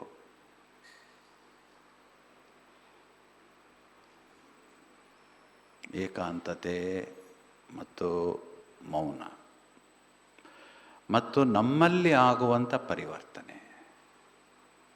ಮೌನದಲ್ಲಿ ಪರಿವರ್ತನೆ ಮಾಡ್ಕೊಳ್ಬೇಕು, ಹೇಳ್ಕೊಂಡು ಪರಿವರ್ತನೆ ಮಾಡೋದಲ್ಲ ನಾವು. ಅದು ತಾಟಲ್ಲ, ಹೃದಯಕ್ಕೆ ತಗೊಂಡೋಗಲ್ಲ, ಅದು ಹೃದಯಕ್ಕೆ ಚುಚ್ಚಲ್ಲ ಬೇರೆಯವ್ರಿಗೆ. ನಾನೇ ಪರಿವರ್ತನೆ ಆಗದೆ ಇದ್ದರೆ ನನ್ನ ಮಕ್ಕಳು ಹೆಂಗೆ ಪರಿವರ್ತನೆ ಆಗ್ತಾರೆ? ಅಷ್ಟೇ ಪಾಯಿಂಟು. ಅಕಸ್ಮಾತ್ ನೀವು ತುಂಬ ಚೆನ್ನಾಗಿ ಪರಿವರ್ತನೆ ಮಾಡ್ಕೊಂಡಿದ್ದೀರಾ ಅಂತ ಇಟ್ಕೊಳ್ಳಿ, ಆದರೂ ಕೂಡ ಮಕ್ಕಳು ಹೇಳಿದ ಮಾತು ಕೇಳಲ್ಲ ಅಂತ ತಿಳ್ಕೊಳ್ಳಿ. ಹೇಳಿದ ಮಾತು ಕೇಳಲ್ಲ ಅಂದರೆ ಎರಡು ವಿಚಾರ. ಒಂದು ಸೆಂಟ್ರಿಗೆ ಬರೋದು, ಎರಡನೇದು ಬೇರೆ ವಿಚಾರಗಳು. ಎರಡು ಥರ ಇವೆ ಅದರಲ್ಲೂ. ಸೆಂಟ್ರಿಗೆ ಎಷ್ಟು ಕರೆದ್ರೂ ಬರೋದಿಲ್ಲ. ಮೊದಲು ಎಷ್ಟು ಜನ ಬರ್ತಿದ್ದ ಅಂತೀರಿ, ಬಿಳಿ ಡ್ರೆಸ್ ಹಾಕೊಂಬರೋನು, ಈಗ ನೋಡಿ ಬರೋದೇ ಇಲ್ಲ. ಕಂಪ್ಲೇಂಟು ತಾಯಂದ್ರದ್ದು. ಇನ್ನೊಂದು ಕಂಪ್ಲೇಂಟು, ಹೋದರೆ ಮನೆಗೆ ಸೇರಲ್ಲ, ಯಾರನ್ನೋ ಕರ್ಕೊಂಬರ್ತಾನೆ, ಯಾರ ಜೊತೆಗೋ ಹೋಗ್ತಾನೆ, ಏನು ಅಂತಲೇ ಅರ್ಥ ಆಗಲ್ಲ ನನಗೆ, ಎಲ್ಲಿ ಹೋಗ್ತಾನೋ ಏನೋ. ತಾಯಂದ್ರಿಗೆ ಯೋಚನೆ, ತಂದೆಯಂದ್ರಿಗೆ ಯೋಚನೆ ಇಲ್ವಾ? ಇದೆ, ಯೋಚನೆ ಇದೆ, ಇರುತ್ತೆ. ಏನು ಮಾಡೋದು ಇವಾಗ? ಭಗವಂತ ಏನು ಸಾಕಾರ ಕೊಡೋಲ್ಲ ಹಂಗಾರೆ? ಪರಮಾತ್ಮ ಸಾಕಾರ ಕೊಡಲ್ವ ತಂದೆ ತಾಯಿಯಂದ್ರಿಗೆ ಮಕ್ಕಳು ನೋಡ್ಕೊಳ್ಳೋಕ್ಕೆ? ಕೊಡ್ತಾನಲ್ವಾ? ಕೊಡ್ತಾನೆ. ಮತ್ತು ಹಿಡ್ಕೊಳ್ಳಿ ಅವನ್ನ. ಯಾಕೆ ಆಗ್ತಾ ಇಲ್ಲ ಅಂದರೆ ನೀವು ಅವನ್ನ ಬಿಟ್ಟು ನೀವೇ ಮಾಡೋಕ್ಕೆ ಹೋಗ್ತಾ ಇದ್ದೀರಾ. ಅವನು ಬಿಟ್ಬಿಟ್ಟು ನಾನು ಬೇಡ್ತೀನಿ ಬಿಡಿ, ನಾನು ತಾಯಿ ಅಲ್ವಾ, ನಾನು ಹೇಳ್ದಂಗೆ ನಮ್ಮ ಮಕ್ಕಳು ಕೇಳಲ್ವಾ, ಮಾಡ್ತೀನಿ ಬಿಡಿ, ಮಾಡ್ತೀವಿ. ಭಗವಂತನಿಗೆ ಫುಲ್ಲು ಶೇರ್ ಕೊಟ್ಬಿಡಬೇಕು. It is your responsibility. ಒಂದು ಪಾರ್ಟ್, ಅದು ಒಂದು ಪಾರ್ಟು. ಒಂದು ದಿವಸಕ್ಕಾಗಲ್ಲ, ಪ್ರತಿ ದಿವಸ ಅದೇ ಮಾಡಬೇಕು. ಪ್ರತಿ ದಿವಸ ನೀವು ನಿಮ್ಮ ಮನೆಯಲ್ಲಿ ಭಗವಂತನ ಆಹ್ವಾನ ಮಾಡಿ, ಭಗವಂತನ ಎದುರು ಕೂರಿಸ್ಕೊಂಡು ನೀವು ಹೇಳಿ, ಶಿವಬಾಬಾ ಬಾಪ್ತಾದ ನಮ್ಮ ಮನೆಯಲ್ಲಿ ಈ ಥರ ನನ್ನ ಮಕ್ಕಳು ಬರ್ತಾ ಇಲ್ಲ, ನಾನು ಹೇಳಿದ ಮಾತು ಕೇಳ್ತಾ ಇಲ್ಲ, ಉಡಾಫೆ ಮಾಡ್ತಾರೆ, ನನಗೆ ಬೈತಾರೆ. ಎಷ್ಟು ಮನೆಗಳು ನಡೆಯುತ್ತೆ ಇದು. ವೀಕ್ ಆಗಿದ್ದರೆ ತಾಯಿ ಮಕ್ಕಳು ಜೋರು ಮಾಡ್ತಾರೆ. ಈಗಿನ ಕಾಲದ ಮಕ್ಕಳು ಭಾಳ ಜೋರಿದ್ದಾರೆ, ಭಾಳ ಫಾಸ್ಟಾಗಿ ಯೋಚನೆ ಮಾಡ್ತಾರೆ. ಆದ್ದರಿಂದ ನೀವು ಒಂದು ಪಾರ್ಟ್ ಏನಂದರೆ, ಪ್ರತಿನಿತ್ಯ ನೀವು ಅರ್ಲಿ ಮಾರ್ನಿಂಗ್, ಇವತ್ತು ಹೇಳೋದಲ್ಲ ಬಾಬಾರವರು, ಅರ್ಲಿ ಮಾರ್ನಿಂಗ್ ನಿಮ್ಮ ಮನೆಯಲ್ಲಿ ನೀವು ಒಬ್ಬರೇ ಕೂತ್ಕೊಂಡು, ಯಾರು ಇಲ್ಲದೇ ಇದ್ದರೆ, ಪತಿ ಪತ್ನಿ ಇಬ್ಬರು ಯೋಗದಲ್ಲಿದ್ದರೆ ಫೈನ್, ಇಬ್ಬರು ಜ್ಞಾನದಲ್ಲಿದ್ದರೆ ನೀವೊಬ್ಬರೇ ಮಾಡಿ, ಪರವಾಗಿಲ್ಲ. ಆಹ್ವಾನ ಮಾಡಿ ಬಾಬಾರವ್ರನ್ನ, ಪರಂಧಾಮದಿಂದ ಸೂಕ್ಷ್ಮ ಲೋಕಕ್ಕೆ ಬಂದು ಶಿವಬಾಬಾ ಮತ್ತು ಬ್ರಹ್ಮ ಬಾಬಾ ಇಬ್ಬರು ನನ್ನ ಮನೆಗೆ ಬಂದಿದ್ದಾರೆ. ಕಣ್ಣು ಬಿಟ್ಕೊಂಡು ನೋಡಿ, ಚೆನ್ನಾಗಿ ಬಂದಿರ್ತಾರೆ. ನೋಡುವ ಕಣ್ಣು ತೆಗೆದಿರಬೇಕು ನೀವು, ಅಷ್ಟೇ. ಸ್ಥೂಲವಾಗಿ ನಡೆಯೋದಿಲ್ಲ ಇವೆಲ್ಲ, ಸೂಕ್ಷ್ಮವಾಗಿ ನಡೆಯುತ್ತವು. ಮಾತನಾಡಿ ಬಾಬಾರವ್ರ ಹತ್ರ, ಹೃದಯ ತುಂಬಿ ಮಾತನಾಡಬೇಕು. ಲೌಕಿಕ ಮಾತಲ್ಲ, ಮೇಲ್ಮೈ ಮಾತು ಕೇಳಲ್ಲ, ಬಾಬಾರಿಗೆ ತಟ್ಟದೇ ಇಲ್ಲ ಅದು. ನಿಮ್ಮ ಹೃದಯ ಇದೆಯಾ ಅಲ್ಲಿ ಶಿವಬಾಬಾ ಪ್ರತ್ಯಕ್ಷ ಆಗ್ತಾರೆ. ನಿಮ್ಮ ಹೃದಯ ಇಲ್ವಾ, ಬರಲ್ಲ. ನಿಮ್ಮ ಮುಲಾಜಿಗೆ ನೀವು ಹೇಳ್ಕೋಬೇಕಷ್ಟೇ, ಭಗವಂತ ಬಂದಿದ್ದ ಅಂತ, ಬಂದಿರಲ್ಲ ಅಲ್ಲಿ. ಒಂದು. ಎರಡನೇದು ಪರಿವರ್ತನೆ. ನನ್ನ ಪರಿವರ್ತನೆ ಎಷ್ಟಾಗಿದೆ, ನಾನೆಷ್ಟು ಪರಿವರ್ತನೆ ಮಾಡ್ಕೊಂಡು, ನಾನೆಷ್ಟು ಧಾರಣೆ ಮಾಡ್ಕೊಂಡಿದ್ದೀನಿ, ನಾನೆಷ್ಟು ಬಾಬಾನ ಪ್ರೀತಿಸ್ತೀನಿ. ನಾನು ಪ್ರತಿದಿನ ಅಡುಗೆ ಮಾಡೋದನ್ನು ನಾನು ಬಾಬರಿಗೆ ಭೋಗ ಇಡ್ತೀನ, ಬಾಬರಿಗೆ ತಿನ್ನಿಸ್ಬಿಟ್ಟು ಆಮೇಲೆ ನಾನು ತಿಂತೀನ, ಸ್ನಾನದ ಧಾರಣೆ ಚೆನ್ನಾಗಿ ಇಟ್ಕೊಂಡಿದ್ದೀನ, ಮಾತಿನ ಧಾರಣೆ ಇದೆಯಾ, ಆಲೋಚನೆಯಲ್ಲಿ ಧಾರಣೆ ಇದೆಯಾ, ದೃಷ್ಟಿಯಲ್ಲಿ ಧಾರಣೆ ಇದೆಯಾ, ನಂದು ಯಾವುದಲ್ಲಿ ಧಾರಣೆ ಮಿಸ್ಟೇಕ್ ಇದೆ ನಂದು, ಯಾಕೆ ಹಿಂಗಾಗ್ತಾಯಿದೆ, ಯೋಚನೆ ಮಾಡಿ ಕೂತ್ಕೊಂಡು ಏಕಾಂತದಲ್ಲಿ. ಬಾಬಾವರು ಟಚ್ ಮಾಡ್ತಾರೆ ನಿಮಗೆ. ನಿಮ್ಮ ಮನಸ್ಸು ಓಪನ್ ಆಗಿದ್ದರೆ ಬಾಬಾರವರು ಅಲ್ಲಿ ಟಚ್ ಮಾಡ್ತಾರೆ. ಈ ಕಾರಣಕ್ಕಾಗಿ ಇದು ಆಗ್ತಾ ಇಲ್ಲ ಅಂತ ಚೇಂಜ್ ಮಾಡ್ಕೊಳ್ಳಿ. ಯಾರಿಗೂ ಹೇಳೋ ಅವಶ್ಯಕತೆ ಇಲ್ಲ ಕಂಪ್ಲೇಂಟು. ನಿಮಗೆ ನೀವೇ ಇದನ್ನು ಒಂದು ಸವಾಲಾಗಿ ಸ್ವೀಕರಿಸಿ, ನಿಮ್ಮ ಮತ್ತು ಪರಮಾತ್ಮನ ಮಧ್ಯೆ ಇದು ಸವಾಲು. ನಿಮಗೆ ಅಂಥ ಎದೆಯಲ್ಲಿ ಪ್ರೀತಿ ಇದ್ದರೆ, ವಿಶ್ವಾಸ ಇದ್ದರೆ, ನಿಶ್ಚಯ ಇದ್ದರೆ, ಭಗವಂತನ ಬಗ್ಗೆ ನಿಶ್ಚಯ ಇದೆ ನಿಮಗೆ ಇದ್ದರೆ, ಜ್ಞಾನದ ಬಗ್ಗೆ ನಿಶ್ಚಯ, ಯೋಗದ ಬಗ್ಗೆ ನಿಶ್ಚಯ ಇದ್ದರೆ, ಟ್ರೈ ಮಾಡಿ, ಇಟ್ ಮೇ ಹ್ಯಾಪನ್. ಪ್ರತಿ ದಿವಸ ನೀವು ಏನೇ ಕೆಲಸ ಮಾಡಿದ್ರು ಬಾಬಾವ್ರಿಗೆ ಹೇಳ್ಬಿಟ್ಟು ಮಾಡೋ ಥರ ಪ್ರಯತ್ನ ಮಾಡ್ಕೊಳ್ಳಿ. ಆ ಥರ ಬಾಬಾವ್ರನ್ನ ನೀವು ಹಿಡಿದಿಟ್ಕೊಂಡಿರಬೇಕು. ಪ್ರತಿ ದಿವಸ ಬೆಳಗಿನಿಂದ ರಾತ್ರಿವರೆಗೆ ನೀವು ಏನೇ ಕೆಲಸ ಮಾಡಿದ್ರು ಬಾಬಾವ್ರಿಗೆ ಹೇಳಿ ಮಾಡೋದು. ನೀರು ಕುಡಿಬೇಕಾದ್ರೆ ಬಾಬಾವ್ರಿಗೆ ಹೇಳೇ ನೀರು ಕುಡೀರಿ. ಅಷ್ಟರ ಮಟ್ಟಿಗೆ ಬಾಬಾವ್ರನ್ನ ಹಿಡಿದಿಟ್ಕೊಳ್ಬೇಕು. ಎಲ್ಲಿ? ಒಳಗೆ. ಆವಾಗ ನಿಮ್ಮ ಸಂಕಲ್ಪ ತಗುಲ್ತದೆ. ಅಲ್ಲಿ ಎಲ್ಲಿಗೆ ತಗಲಬೇಕೋ ಅಲ್ಲಿ ತಗುಲ್ತದೆ. ಭಕ್ತಿ ಮಾರ್ಗದಲ್ಲಿ ಇದು ಎಷ್ಟು ಉದಾಹರಣೆಗಳಿಲ್ಲ, ಎಷ್ಟು ಉದಾಹರಣೆಗಳಿಲ್ಲ.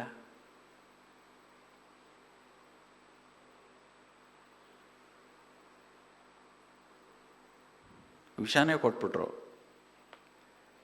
ಅಕ್ಕ ಮಹಾದೇವಿಗೆ, ಏನಾಗಲಿಲ್ಲ. ವಿಷಾನೇ ಏನೂ ಆಗಲಿಲ್ಲ. ಯಾಕೆ? ನಂಬಿಕೆ.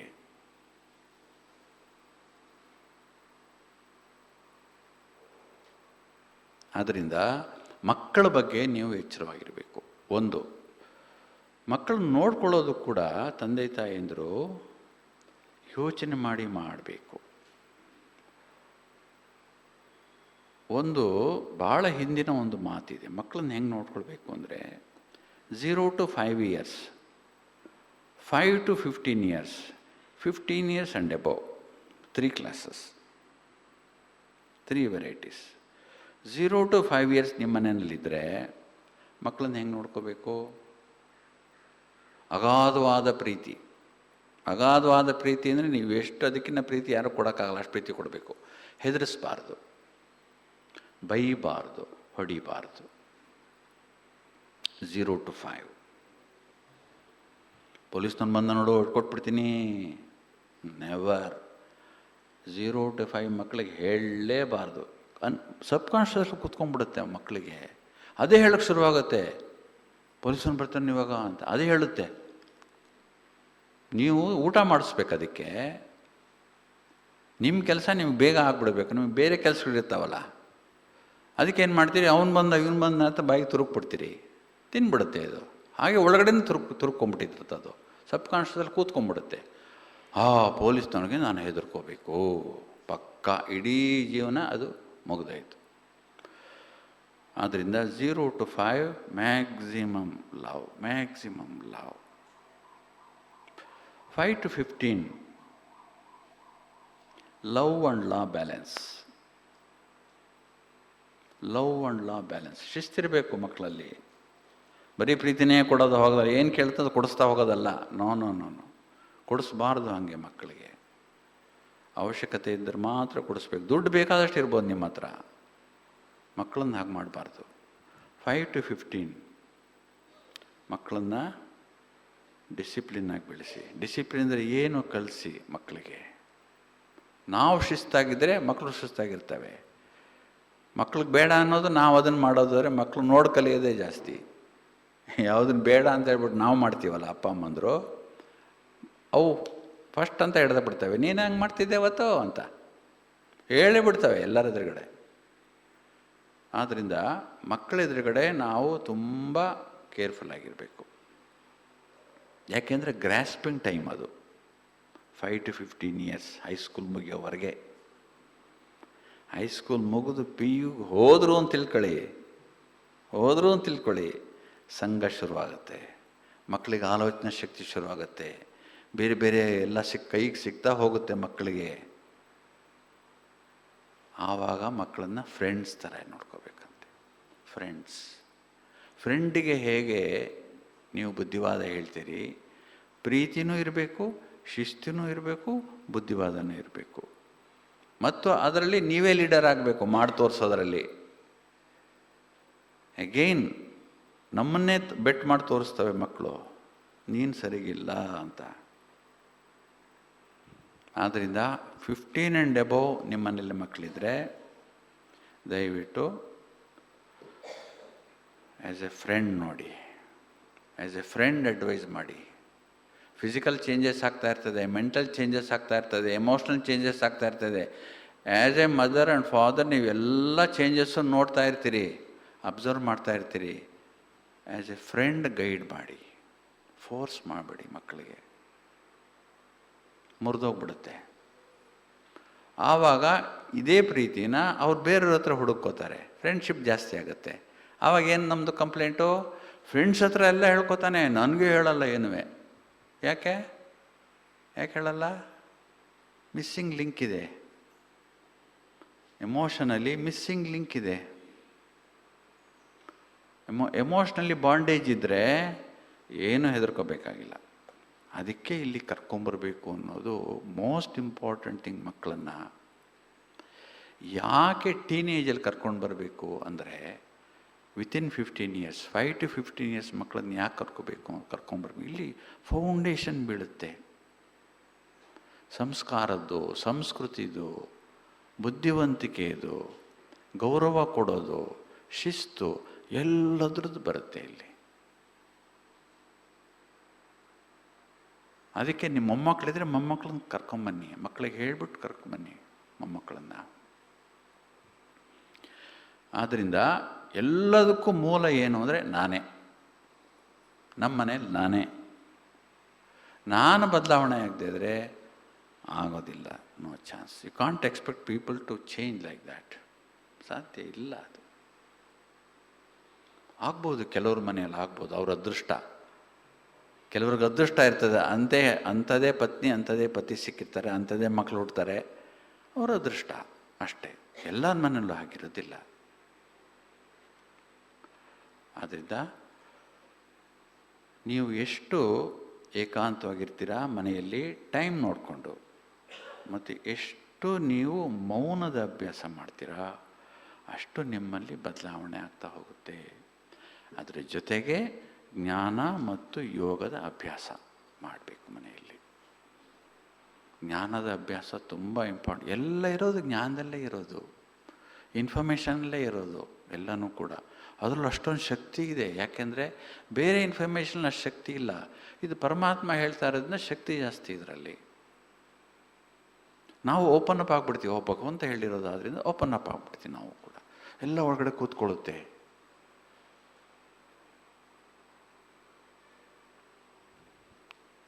ಅದ್ರ ಜೊತೆಗೆ ಸಾಧ್ಯವಾದಷ್ಟು ಹೊತ್ತು ಮನೆಯಲ್ಲೂ ಎಚ್ಚರವಾಗಿರುವಂಥ ಅಭ್ಯಾಸ ಮಾಡ್ಕೋಬೇಕು. ಇಲ್ಲಿ ಯಾಕೆ ಬಂದು ತೂಕಡಿಕೆ ಜಾಸ್ತಿ ಆಗುತ್ತೆ? ಯಾಕೆಂದರೆ ಮನೇಲಿ ಇದೇ ಟೈಮು, ಬೆಳಗ್ಗೆ 10 ಗಂಟೆ ತಿಂಡಿ ತಿಂದು ಸ್ವಲ್ಪ ಹಾಗೆ ಅಡ್ಡಾಗ್ಬಿಟ್ರೆ 12 ಗಂಟೆ ಇದ್ಬಿಡೋದು, ಅಡುಗೆಗೆ ಇಟ್ಬಿಡೋದು, ಕುಕ್ಕರ್ ಕೂಡಿಸೋದು, ಊಟ ಮಾಡಿ 3 ಗಂಟೆ 2 ಗಂಟೆ ಮಲ್ಕೊಂಡ್ರೆ ಮಕ್ಕಳು ಬರೋ ಟೈಮ್ಗೆ ಎದ್ದೆಲ್ಲ ರೆಡಿ ಮಾಡಿ ಕಾಫಿ ಮಾಡ್ರು ಮುಗ್ದಾಯ್ತು ಅಷ್ಟು. ಜಾಸ್ತಿ ಏನಿಲ್ಲ. ಅದೇ ಟೈಮ್ಗೆ ಇಲ್ಲಿ ನಿದ್ರೆ ಬರುತ್ತೆ ನಿಮಗೆ. ಎಷ್ಟು ಸಾಧ್ಯನೋ ಅಷ್ಟು ಎಚ್ಚರ ಇರೋದು ಕಲ್ತ್ಕೊಳ್ಳಿ. ಅವಶ್ಯಕತೆ ಇದ್ದರೆ ಮಾತ್ರ ನಿದ್ರೆ ಮಾಡಿ. ನಿದ್ರೆಯನ್ನು ನೀವು ಅರ್ನ್ ಮಾಡಬೇಕು. ಬೆಳಗ್ಗೆಯಿಂದ ಎಷ್ಟು ಕೆಲಸ ಮಾಡಿದ್ದೀನಿ ಗೊತ್ತಾ?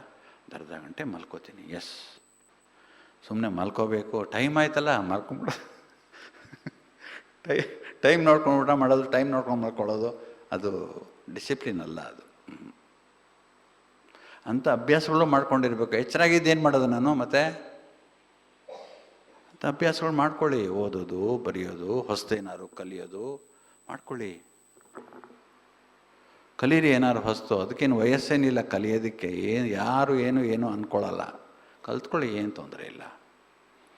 ರಂಗೋಲಿ ಬಿಡೋದು, ಹಾಡು ಹೇಳೋದು, ಕಂಪ್ಯೂಟರ್ ಕಲಿಯೋದು, ಎನಿಥಿಂಗ್. ಓದಿ, ಚೆನ್ನಾಗಿ ಓದಿ, ಬರ್ಕೊಳ್ಳಿ. ಬರೆಯೋ ಅಭ್ಯಾಸ ಇರೋರು ಚೆನ್ನಾಗಿ ಇನ್ನೂ ಅಭಿವೃದ್ಧಿ ಮಾಡ್ಕೊಳ್ಳಿ. ಚೆನ್ನಾಗಿ ಬರೀರಿ. ಬರೆಯೋದು ತುಂಬ ತೃಪ್ತಿ ಕೊಡುತ್ತೆ. ಚೆನ್ನಾಗಿ ಓದ್ಕೊಳ್ಳಿ. ಚೆನ್ನಾಗಿ ಅರ್ಥ ಆಗೋ ತನಕ ಓದಬೇಕು. ಮುರಳಿ ಆಗಲಿ ಯಾವುದೇ ಆಗಲಿ. ಒಳ್ಳೆ ಜೀವನ ಚರಿತ್ರೆಗಳನ್ನು ಕೇಳಿ, ಓದಿ. ಒಳ್ಳೊಳ್ಳೆ ಜೀವನ ಚರಿತ್ರೆಗಳು ಬೇಕಾದಷ್ಟಿವೆ. ಎಕ್ಸಾಂಪಲ್ಸ್ ಬೇಕಾದಷ್ಟು ಸಿಗತ್ತೆ. ಓದಿ ಚೆನ್ನಾಗಿ. ಮಕ್ಕಳಿಗೆ ಹೇಳಿ, ಮಕ್ಕಳಿಗೆ ಕತೆ ಹೇಳಿ. ನಿಮ್ಮ ಹತ್ರನೇ ಕತೆ ಸ್ಟಾಕ್ ಇಲ್ದಾರೆ ಮಕ್ಕಳಿಗೇನು ಹೇಳ್ತೀರಾ? ಯಾವುದು ಓದ್ತೀರಾ ನೀವು? ಜೀವನ ಚರಿತ್ರೆಗಳನ್ನು ಓದಿ, ಜೀವನ ಚರಿತ್ರೆಗಳ ಉದಾಹರಣೆಗಳನ್ನು ಮಕ್ಕಳಿಗೆ ಹೇಳಬೇಕು. ನಿದ್ದ ಮಗು ಏನಿಲ್ಲ, ತುಂಬ ಬಡವ ಗೊತ್ತವನು, ಆದರೆ ಇವತ್ತು ನೋಡು ಅವ್ರ ಮನೇಲಿ ಬೆನ್ಸ್ ಕಾರ್ ನಿಂತಿದೆ ಗೊತ್ತಾ? ಹೆಂಗೆ ಮಾಡ್ದ ಗೊತ್ತಾ ಅವನ ಜೀವನ ಚರಿತ್ರೆ ಹೇಳಿ. ಗಾಂಧೀಜಿ ಜೀವನ ಚರಿತ್ರೆ ಹೇಳಿ. ಬೇಕಾದಷ್ಟಿವೆ ಕತೆ ಹೇಳೋಕ್ಕೇನು. ಅದಕ್ಕೆ ನೀವು ಓದಿದ್ರೆ ಅದರ ಬೆನಿಫಿಟ್ ನಿಮಗೂ ಆಗುತ್ತೆ, ಬೇರೆಯವ್ರಿಗೂ ಆಗುತ್ತೆ. ಓಕೆ. ಸೊ ಮನೆಯಲ್ಲಿ ರಾಜಯೋಗ ಅಭ್ಯಾಸ ಮನೆಯಲ್ಲಿ ಎಷ್ಟು ಚೆನ್ನಾಗಿ ಮಾಡ್ತೀವಲ್ವಾ, ಅಷ್ಟು ನಮ್ಮಲ್ಲಿ ಬೆಳವಣಿಗೆ ಆಗುತ್ತೆ, ಆಂತರಿಕವಾದ ಬೆಳವಣಿಗೆ ಆಗುತ್ತೆ. ಆಂತರಿಕವಾದ ಬೆಳವಣಿಗೆ ನಮಗೂ ಒಳ್ಳೆಯದು, ಬೇರೆಯವ್ರಿಗೂ ಒಳ್ಳೆಯದು. ಮನೆಯಲ್ಲಿ ನೀವಿಬ್ಬರೇ ಇರ್ಬೋದು ಅಥವಾ 3-4 ಜನ ಇರ್ಬೋದು, ಎಷ್ಟೇ ಜನ ಇರ್ಬೋದು, ಕಾನ್ಫ್ಲಿಕ್ಟ್ಸ್ ಇರ್ತದೆ, ಮಾನಸಿಕವಾದಂಥ ಕಾನ್ಫ್ಲಿಕ್ಟ್ಸ್. ಎಲ್ಲರ ಮನಸ್ಸು ಒಂದೇ ಲೆವೆಲಲ್ಲಿ ಹೋಗುತ್ತೆ ಅಂತ ಏನೂ ಇಲ್ಲ. ಇಬ್ಬರೇ ಇದ್ರೂ ಜಗಳ ಇರುತ್ತೆ. ಆದ್ದರಿಂದ ನನಗೆ ಗೊತ್ತು, ಈಗೋ ಇದೆಯಲ್ಲ, ಈಗೋ, ಅಹಂ, ಯಾರಿಗೇನು ಕಡಿಮೆ ಇಲ್ಲ. ಅದು ಯಾರು ಜ್ಞಾನವನ್ನು ಚೆನ್ನಾಗಿ ಅರ್ಥ ಮಾಡ್ಕೊಂಡಿತ್ತಲ್ಲ ಅವರಲ್ಲಿ ಈಗೋ ಹೊರಟೋಗ್ಬಿಡ್ಬೇಕು. ಇರಬಾರ್ದು ಈಗೋ. ಜ್ಞಾನಿಗೆ ಈಗೋ ಇರಬಾರ್ದು. ಈಗೋ ಇಲ್ಲದೇ ಇರುವುದು ಜ್ಞಾನಿಗಳ ಲಕ್ಷಣ. ನನಗೆ ತುಂಬ ಗೊತ್ತಿದೆ, ನನಗೆ ಭಗವಂತ ಗೊತ್ತುಬಿಟ್ಟಿದ್ದಾನೆ, ನನಗೆ ಯೋಗ ಮಾಡೋದು ಗೊತ್ತು ಅಂತ ಅಹಂ ಇರಬಾರ್ದು, ಯಾವತ್ತೂ ಇರಬಾರ್ದು.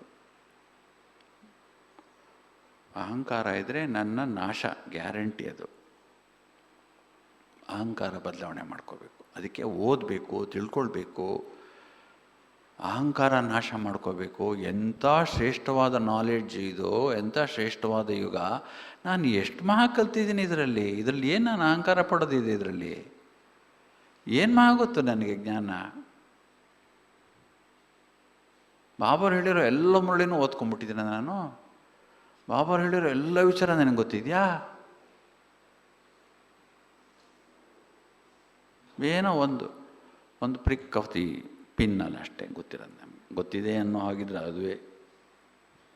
ಗೊತ್ತಿಲ್ಲ ನಮಗೆ, ಏನೂ ಗೊತ್ತಿಲ್ಲ. ಸುಮ್ಮನೆ ನಾವು ಹೊಡೆಯೋದು, ಬಂಡಲ್ ಬಿಡೋದು ಅಷ್ಟೇ. ಏನೋ ಎಲ್ಲ ಗೊತ್ತು ನನಗೆ.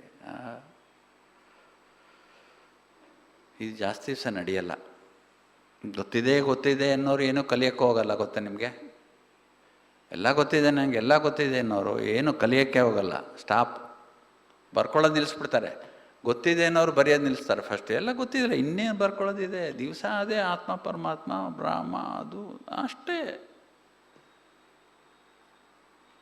7 ಗಂಟೆಗೆ ಬರ್ತಾಯಿದ್ದಾರೆ, 7:15 7:00ವರೆಗೆ ಬರ್ತಾರೆ. ಎಲ್ಲ ಗೊತ್ತಿದೆಯಲ್ಲ ನನಗೆ, ಇನ್ನೇನು ವರದಾನ ಸ್ಲೋಗನ ಹೇಳಿಬಿಟ್ಟು ಹೊರಟೋಗ್ಬಿಡೋದು ಅಷ್ಟೇ, ಕ್ಲೋಸ್. ಎಲ್ಲ ಗೊತ್ತು, ಝೀರೋ. ಯೋಗ ಮಾಡದೆ ಹೋದರೆ ಜ್ಞಾನ ಒಳಗಡೆ ಹೋಗಲ್ಲ. ಅದು ಕೀ. ಗೊತ್ತಾ ನಿಮಗೆ? ಯೋಗ ಯಾರು ಚೆನ್ನಾಗಿ ಮಾಡ್ತಾರೆ ಅವ್ರಿಗೆ ಜ್ಞಾನ ಚೆನ್ನಾಗಿ ಕೇಳೋದು ಹೆಂಗೆ ಅಂತ ಗೊತ್ತಿರುತ್ತೆ. ಯಾವ ಪಾಯಿಂಟ್ ನನಗೆ ಬೇಕು ಅಂತ ಗೊತ್ತಿರುತ್ತೆ, ಯಾವುದು ನನಗೆ ಉಪಯೋಗ ಇದೆ ಅಂತ ಗೊತ್ತಿರುತ್ತೆ. ಯೋಗ ಮಾಡಿದ್ರೆ ಮಾತ್ರ ಗೊತ್ತಾಗೋದು ಅದು. ಅದಕ್ಕೆ ಫಸ್ಟ್ ಯೋಗ ಮಾಡಬೇಕು, ಆಮೇಲೆ ಜ್ಞಾನ ಕೇಳಬೇಕು. ಯೋಗ ಮಾಡೋಕ್ಕೆ ಜ್ಞಾನಕ್ಕೆ ಗೊತ್ತಾಗಿರಬೇಕು. ಹೆಂಗೆ ಯೋಗ ಮಾಡಬೇಕು ಜ್ಞಾನ ಇರಬೇಕಲ್ಲ ನನಗೆ. ಒಂದಕ್ಕೊಂದಕ್ಕೆ ಇಂಟರ್ಲಿಂಕ್ ಇದೆ. ಅದಕ್ಕೆ ಯೋಗ ಚೆನ್ನಾಗಿ ಮಾಡಬೇಕಂದ್ರೆ ಯೋಗದಲ್ಲಿ ಬೇರೆ ಬೇರೆ ವೆರೈಟಿ ಮಾಡ್ಕೊಳ್ಳಿ, ಬೇಕಾದಷ್ಟಿದೆ. ಈಗೇನು ಟಿ ವಿನಲ್ಲಿ ಬೇಕಾದಷ್ಟು ವೆರೈಟಿ ಕ್ಲಾಸಸ್ ಬರ್ತದೆ, ಬೇಕಾದಷ್ಟು ತರಾವರಿ ಇದೆ. ಆದರೆ ಒಂದು ನಾನು ನಿಮ್ಗೆ ಹೇಳಬೇಕೆಂದರೆ, ಮನೆಯಲ್ಲಿ ಟಿ ವಿ ನೋಡ್ಕೊಂಡು ಯೋಗ ಮಾಡೋಕ್ಕೆ ಹೋಗಬೇಡಿ. ತುಂಬ ಜನ ಇದನ್ನು ಮಾಡ್ತಾರೆ. ಯಾಕೆ ಗೊತ್ತಾ? ಟಿ ವಿ ನೋಡ್ಕೊಂಡು ಯೋಗ ಮಾಡಬಾರ್ದು. ಟಿ ವಿ ನೋಡ್ಕೊಂಡು ಯೋಗ ಮಾಡಿದ್ರೆ ನಿಮ್ಮ ಮನಸ್ಸು ಒಂದು ಕಡೆ ನಿಲ್ಲೋದೇ ಇಲ್ಲ. ವಿಡಿಯೋ ಹಾಕಿರ್ತಾರೆ, ಯಾವುದೋ ಒಂದು ಹಾಡು ಹಾಕಿರ್ತಾರೆ ಅಂತ ಇಟ್ಕೊಳ್ಳಿ. ಆ ಹಾಡಿಗೆ ಒಂದು ಡ್ಯಾನ್ಸೋ ಅಥವಾ ಮೂಮೆಂಟೋ, ಇಲ್ಲ ಒಂದು 10 ಸೆಕೆಂಡು ಒಂದು ಪಾರ್ಕು, ಇನ್ನೊಂದು 10 ಸೆಕೆಂಡು ವಾಟರ್ಫಾಲು, ಇನ್ನೊಂದು 10 ಸೆಕೆಂಡು ಸ್ವರ್ಗ, ಇನ್ನೊಂದು 10 ಸೆಕೆಂಡು ಮೌಂಟ್ ಅಬು, ಚೇಂಜ್ ಆಗ್ತಾನೇ ಇರುತ್ತೆ ದೃಶ್ಯಗಳು. ಕೆಳಗಡೆ ಸ್ಕ್ರೋಲಿಂಗ್ ಬೇರೆ ಹೋಗ್ತಾ ಇರುತ್ತೆ. ಅವತ್ತಿಂದ ಯಾವತ್ತು ವಾಣಿ ಸ್ಕ್ರೋಲಿಂಗ್ ಬೇರೆ ಹೋಗ್ತಾ ಇರುತ್ತೆ. ನಿಮ್ಮ ಮನಸ್ಸು ಆ ಹಾಡು ಕೇಳಬೇಕು, ಆ ದೃಶ್ಯಗಳನ್ನು ನೋಡಬೇಕು. ಕೆಳಗಡೆ ಸ್ಕ್ರೋಲಿಂಗಲ್ಲಿ ಬಾಬಾ ಏನು ಹೇಳಿದ್ದಾರೆ ಅದನ್ನು ನೋಡ್ಕೋಬೇಕು. ಹೆಂಗೆ ಯೋಗ ಆಗುತ್ತೆ? ಸಾಧ್ಯ ಇಲ್ಲ. ಟಿ ವಿ ಹಾಕ್ಕೊಂಡು ಯೋಗ ಮಾಡಿಬಿಡಿ ದಯವಿಟ್ಟು. ಕಲಿಯೋದಕ್ಕೆ ಕಲಿಯೋದಕ್ಕೆ ಟಿ ವಿ ಹಾಕ್ಕೊಳ್ಳಿ. ಓಕೆ, ಕಲಿಬೇಕು. ನಾನು ಒಳ್ಳೊಳ್ಳೆ ಕ್ಲಾಸಸ್ ಕೇಳಬೇಕು, ಒಳ್ಳೊಳ್ಳೆ ಹಾಡು ಕೇಳಬೇಕು, ಟಿ ವಿ ಹಾಕ್ಕೊಳ್ಳಿ. ಓಕೆ. ಯೋಗ ಮಾಡೋಕ್ಕೆ ನೀವು ಟಿ ವಿನ ಅವಲಂಬಿತ ಮಾಡಿಕೊಳ್ಳೇಬಾರ್ದು. ನೀವು ಮತ್ತು ಬಾಬಾ ಎರಡೇ ಇರೋದು ಇಲ್ಲಿ, ಮಧ್ಯೆ ಯಾರೂ ಇಲ್ಲ. ಟಿ ವಿ ಬರಬಾರ್ದು ಮಧ್ಯ. ಟಿ ವಿ ಬಂದು ಯೋಗ ಮಾಡೋಕ್ಕಾಗಲ್ಲ. ತುಂಬ ಡಿಸ್ಟರ್ಬೆನ್ಸ್ ಆಗುತ್ತೆ. ಕಣ್ಣಿಗೆ ಡಿಸ್ಟರ್ಬೆನ್ಸ್ ಆದರೆ ಮೆದುಳಿಗೆ ಡಿಸ್ಟರ್ಬ್ ಆಗುತ್ತೆ. ಮೆದುಳು ಡಿಸ್ಟರ್ಬ್ ಆದರೆ ಏಕಾಗ್ರತೆ ಇರಲ್ಲ. ಸುಮ್ಮನೆ ಕೂತಿದ್ದೆ ನಾನು 4ರಿಂದ 4:45 ಎಷ್ಟು ಚೆನ್ನಾಗಿ ಆಯಿತು ಅಂದರೆ ಎಂತೆಂಥ ಹಾಡುಗಳು. ಹಾಡು ಚೆನ್ನಾಗಿರ್ಬೋದು, ಯಾರಿಲ್ಲ ಅಂದವರು. ಆದರೆ ನಿಮ್ಮ ಕನೆಕ್ಷನ್ನು ಬಾಬರ್ ಜೊತೆ ಎಷ್ಟಿತ್ತು ಅದು ಇಂಪಾರ್ಟೆಂಟು. ಆದ್ದರಿಂದ ಬೆಳಿಗ್ಗೆ ನೀವು ಯೋಗ ಮಾಡೋ ಹಾಗಿದ್ರೆ ಕ್ಲಾಸ್ ಟೈಮ್ ಹಾಕ್ಕೊಳ್ಳಿ, 4:45 ಹಾಕ್ಕೊಳ್ಳಿ. ಬೇಕಾದ್ರೆ ಮುರಳಿ ಬರುತ್ತೆ ಕೇಳಿ, ತೊಂದರೆ ಇಲ್ಲ. ದಾದಿ ಕ್ಲಾಸ್ ಬರುತ್ತೆ ಹಾಕ್ಕೊಳ್ಳಿ, ತೊಂದರೆ ಇಲ್ಲ. ಬೇಕಂದ್ರೆ ಅದನ್ನು ತುಂಬ ಡಿಪೆಂಡೆನ್ಸು ಮೊಬೈಲ್ ಮೇಲೆ, ತುಂಬ ಡಿಪೆಂಡೆನ್ಸ್ ಟಿ ವಿ ಮೇಲೆ ಇರಬಾರ್ದು ಯೋಗಿಗಳಿಗೆ. ಯಾಕಂದರೆ ಇವೆಲ್ಲ ನಿಂತೋಗ್ಬಿಡ್ತವೆ ಸ್ವಲ್ಪ ದಿವಸ ಅಷ್ಟೇ. ಆಮೇಲೆ 4 ಗಂಟೆಗೆ ಹಾಕ್ಕೊಂಡ್ರೆ ಏನಿದೆ, ಏನು ಬರಲ್ಲ. ಎಲ್ಲ ನಿಂತೋಗ್ಬಿಡ್ತವೆ ಸ್ವಲ್ಪ ದಿವಸ ಅಷ್ಟೇ. 5G ಬಂದಿದೆಯಲ್ಲ, ಆಮೇಲೆ ಎಷ್ಟು ಜಿ ಬರುತ್ತೆ ಗೊತ್ತಿಲ್ಲ. 0G ಆಗ್ಬಿಡ್ಬೋದು, ಗೊತ್ತಿಲ್ಲ ನನಗೆ. ಅದರಿಂದ ಟೈಮು ಹೀಗೆ ಅಂತ ಹೇಳೋಕ್ಕಾಗಲ್ಲ. ನೋಡಿ, ನಾವು ಹೀಗೆ ಟೈಮ್ ಚೇಂಜಸ್ ಆಗುತ್ತೆ ಅಂತ ಯಾರೂ ಎಣಿಸಿರಲಿಲ್ಲ. ಬಾಬರು ಬರೋದು ನಿಂತೋಗುತ್ತೆ ಅಂತ ಗೊತ್ತಿರಲಿಲ್ಲ ಯಾರಿಗೂ. ಬ್ರಹ್ಮ ಬಾಬಾ ಇರುವಾಗ ಬ್ರಹ್ಮ ಬಾಬಾ ಹೊಟ್ಟೋಗ್ತಾರೆ ಅಂತ ಯಾರಿಗೂ ಗೊತ್ತಿರಲಿಲ್ಲ, ಹೊಟ್ಟೋಗ್ಬಿಟ್ರು ಅವರು. ಬಾಬಾರು ಬರೋದು ನಿಲ್ಲಿಸ್ಬಿಡ್ತಾರೆ ಅಂತ ಗೊತ್ತೇ ಇರಲಿಲ್ಲ, ನಿಂತೋಗ್ಬಿಡ್ತು. ಅನಿವಾರ್ಯ. ಹಾಗೇ ಚೇಂಜಸ್ ಆಗೋದು. ಬಾಬೋರು ಕಲಿಸೋದು ಹಾಗೆ ನಮಗೆ. ಬಾಬೋರು ಒಂದೊಂದರಿಂದ ಡಿಟ್ಯಾಚ್ ಆಗಬೇಕು ಮಕ್ಕಳೇ. ನೀವು ಎಸ್ಪೆಷಲಿ ಗೃಹಸ್ಥಿಗಳು ಡಿಟ್ಯಾಚ್ ಜಾಸ್ತಿ ಆಗಬೇಕು. ಯಾಕೆಂದರೆ ಮೋಹ ಜಾಸ್ತಿ ನಿಮಗೆ ಅಂತ ಹೇಳ್ತಾರೆ ನಮಗೆ. ಅಷ್ಟೋ ಮೋಹ ಇವತ್ತು ಬಂತಲ್ಲ, ಬಾಬೋರು ಹೇಳಿದ್ರಲ್ಲ ಅಷ್ಟೋ ಮೋಹದ ಬಗ್ಗೆ. ಅಷ್ಟೋ ಮೋಹ ಇದ್ದರೆ ಯಾವುದಕ್ಕೋ ಸಿಗಾಕೊಂಡು ಅಲ್ಗಾಡ್ತಿರ್ತೀರ, ಅಲ್ಲೇ ತೂಗಾಡ್ತಿರ್ತೀರ. ಯಾರೋ ದೇಹದ ಜೊತೆಗೋ ಯಾವುದೋ ವಸ್ತು ಜೊತೆಗೋ ಆಡಾಡ್ತಿರುತ್ತೆ ಅಲ್ಲೇ. ಏನೂ ಪ್ರಯೋಜನವಿಲ್ಲ. ಅದೇ ಬಿಳಿ ಡ್ರೆಸ್ಸು ಅದೇ ಹಾಕ್ಕೊಂಡು ಆಡ್ತಾ ಇರ್ತೀನಿ, ಕ್ಲಾಸ್ಗೆ ಹೋಗ್ತೀನಿ, ಬರ್ತೀನಿ, ಬರ್ಕೊಂಡಿದ್ದು ಏನು ಪರಿವರ್ತನೆ ಇಲ್ಲ. ಯಾಕೆ? ಬುದ್ಧಿಯಲ್ಲಿ ಸಿಗಾಕೊಂಡಿದೆಯಲ್ಲ, ವ್ಯಕ್ತಿ ಜೊತೆಗೋ ವಸ್ತು ಜೊತೆಗೋ ವೈಭವ ಜೊತೆಗೋ ಮೋಹ.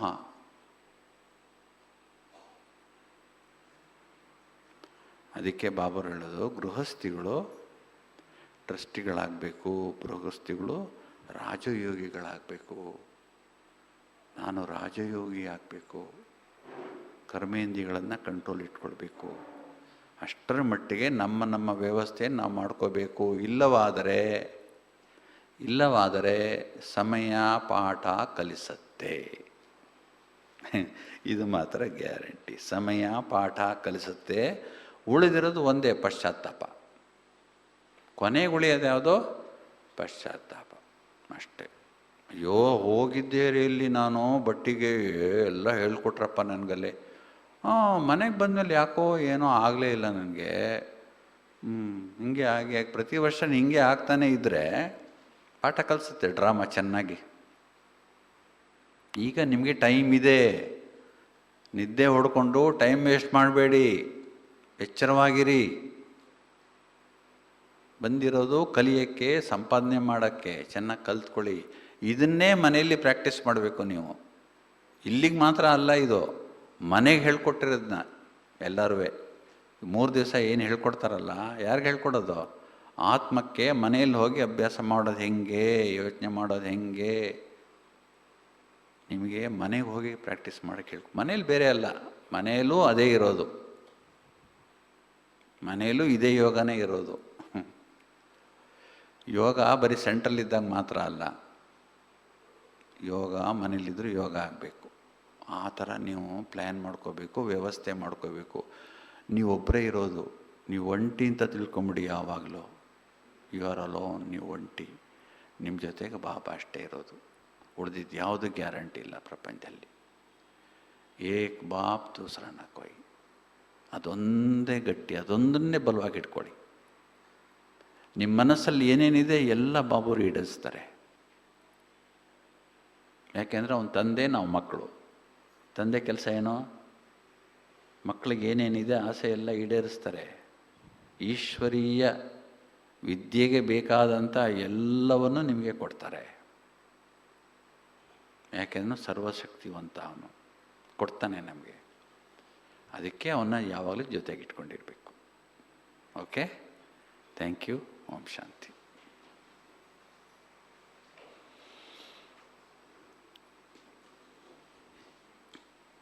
2 ನಿಮಿಷ ಯೋಗ ಮಾಡೋಣ. ಎಲ್ಲಿ ನೇತಾಡಬೇಕೆಲ್ಲ ನಾವು? ಎಲ್ಲಿ ನೇತಾಡಬೇಕು?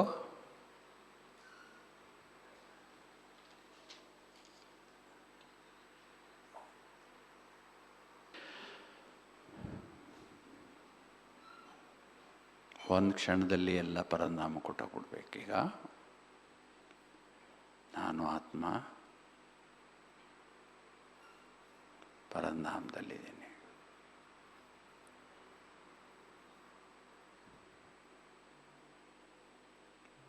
ಬಾಬಾ ಸ್ಟಾರ್,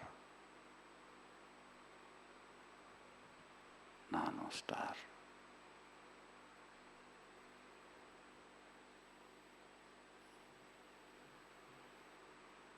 ಎಲ್ಲ ಕಡೆ ಸೈಲೆನ್ಸ್, ಸ್ವೀಟ್ ಸೈಲೆನ್ಸ್.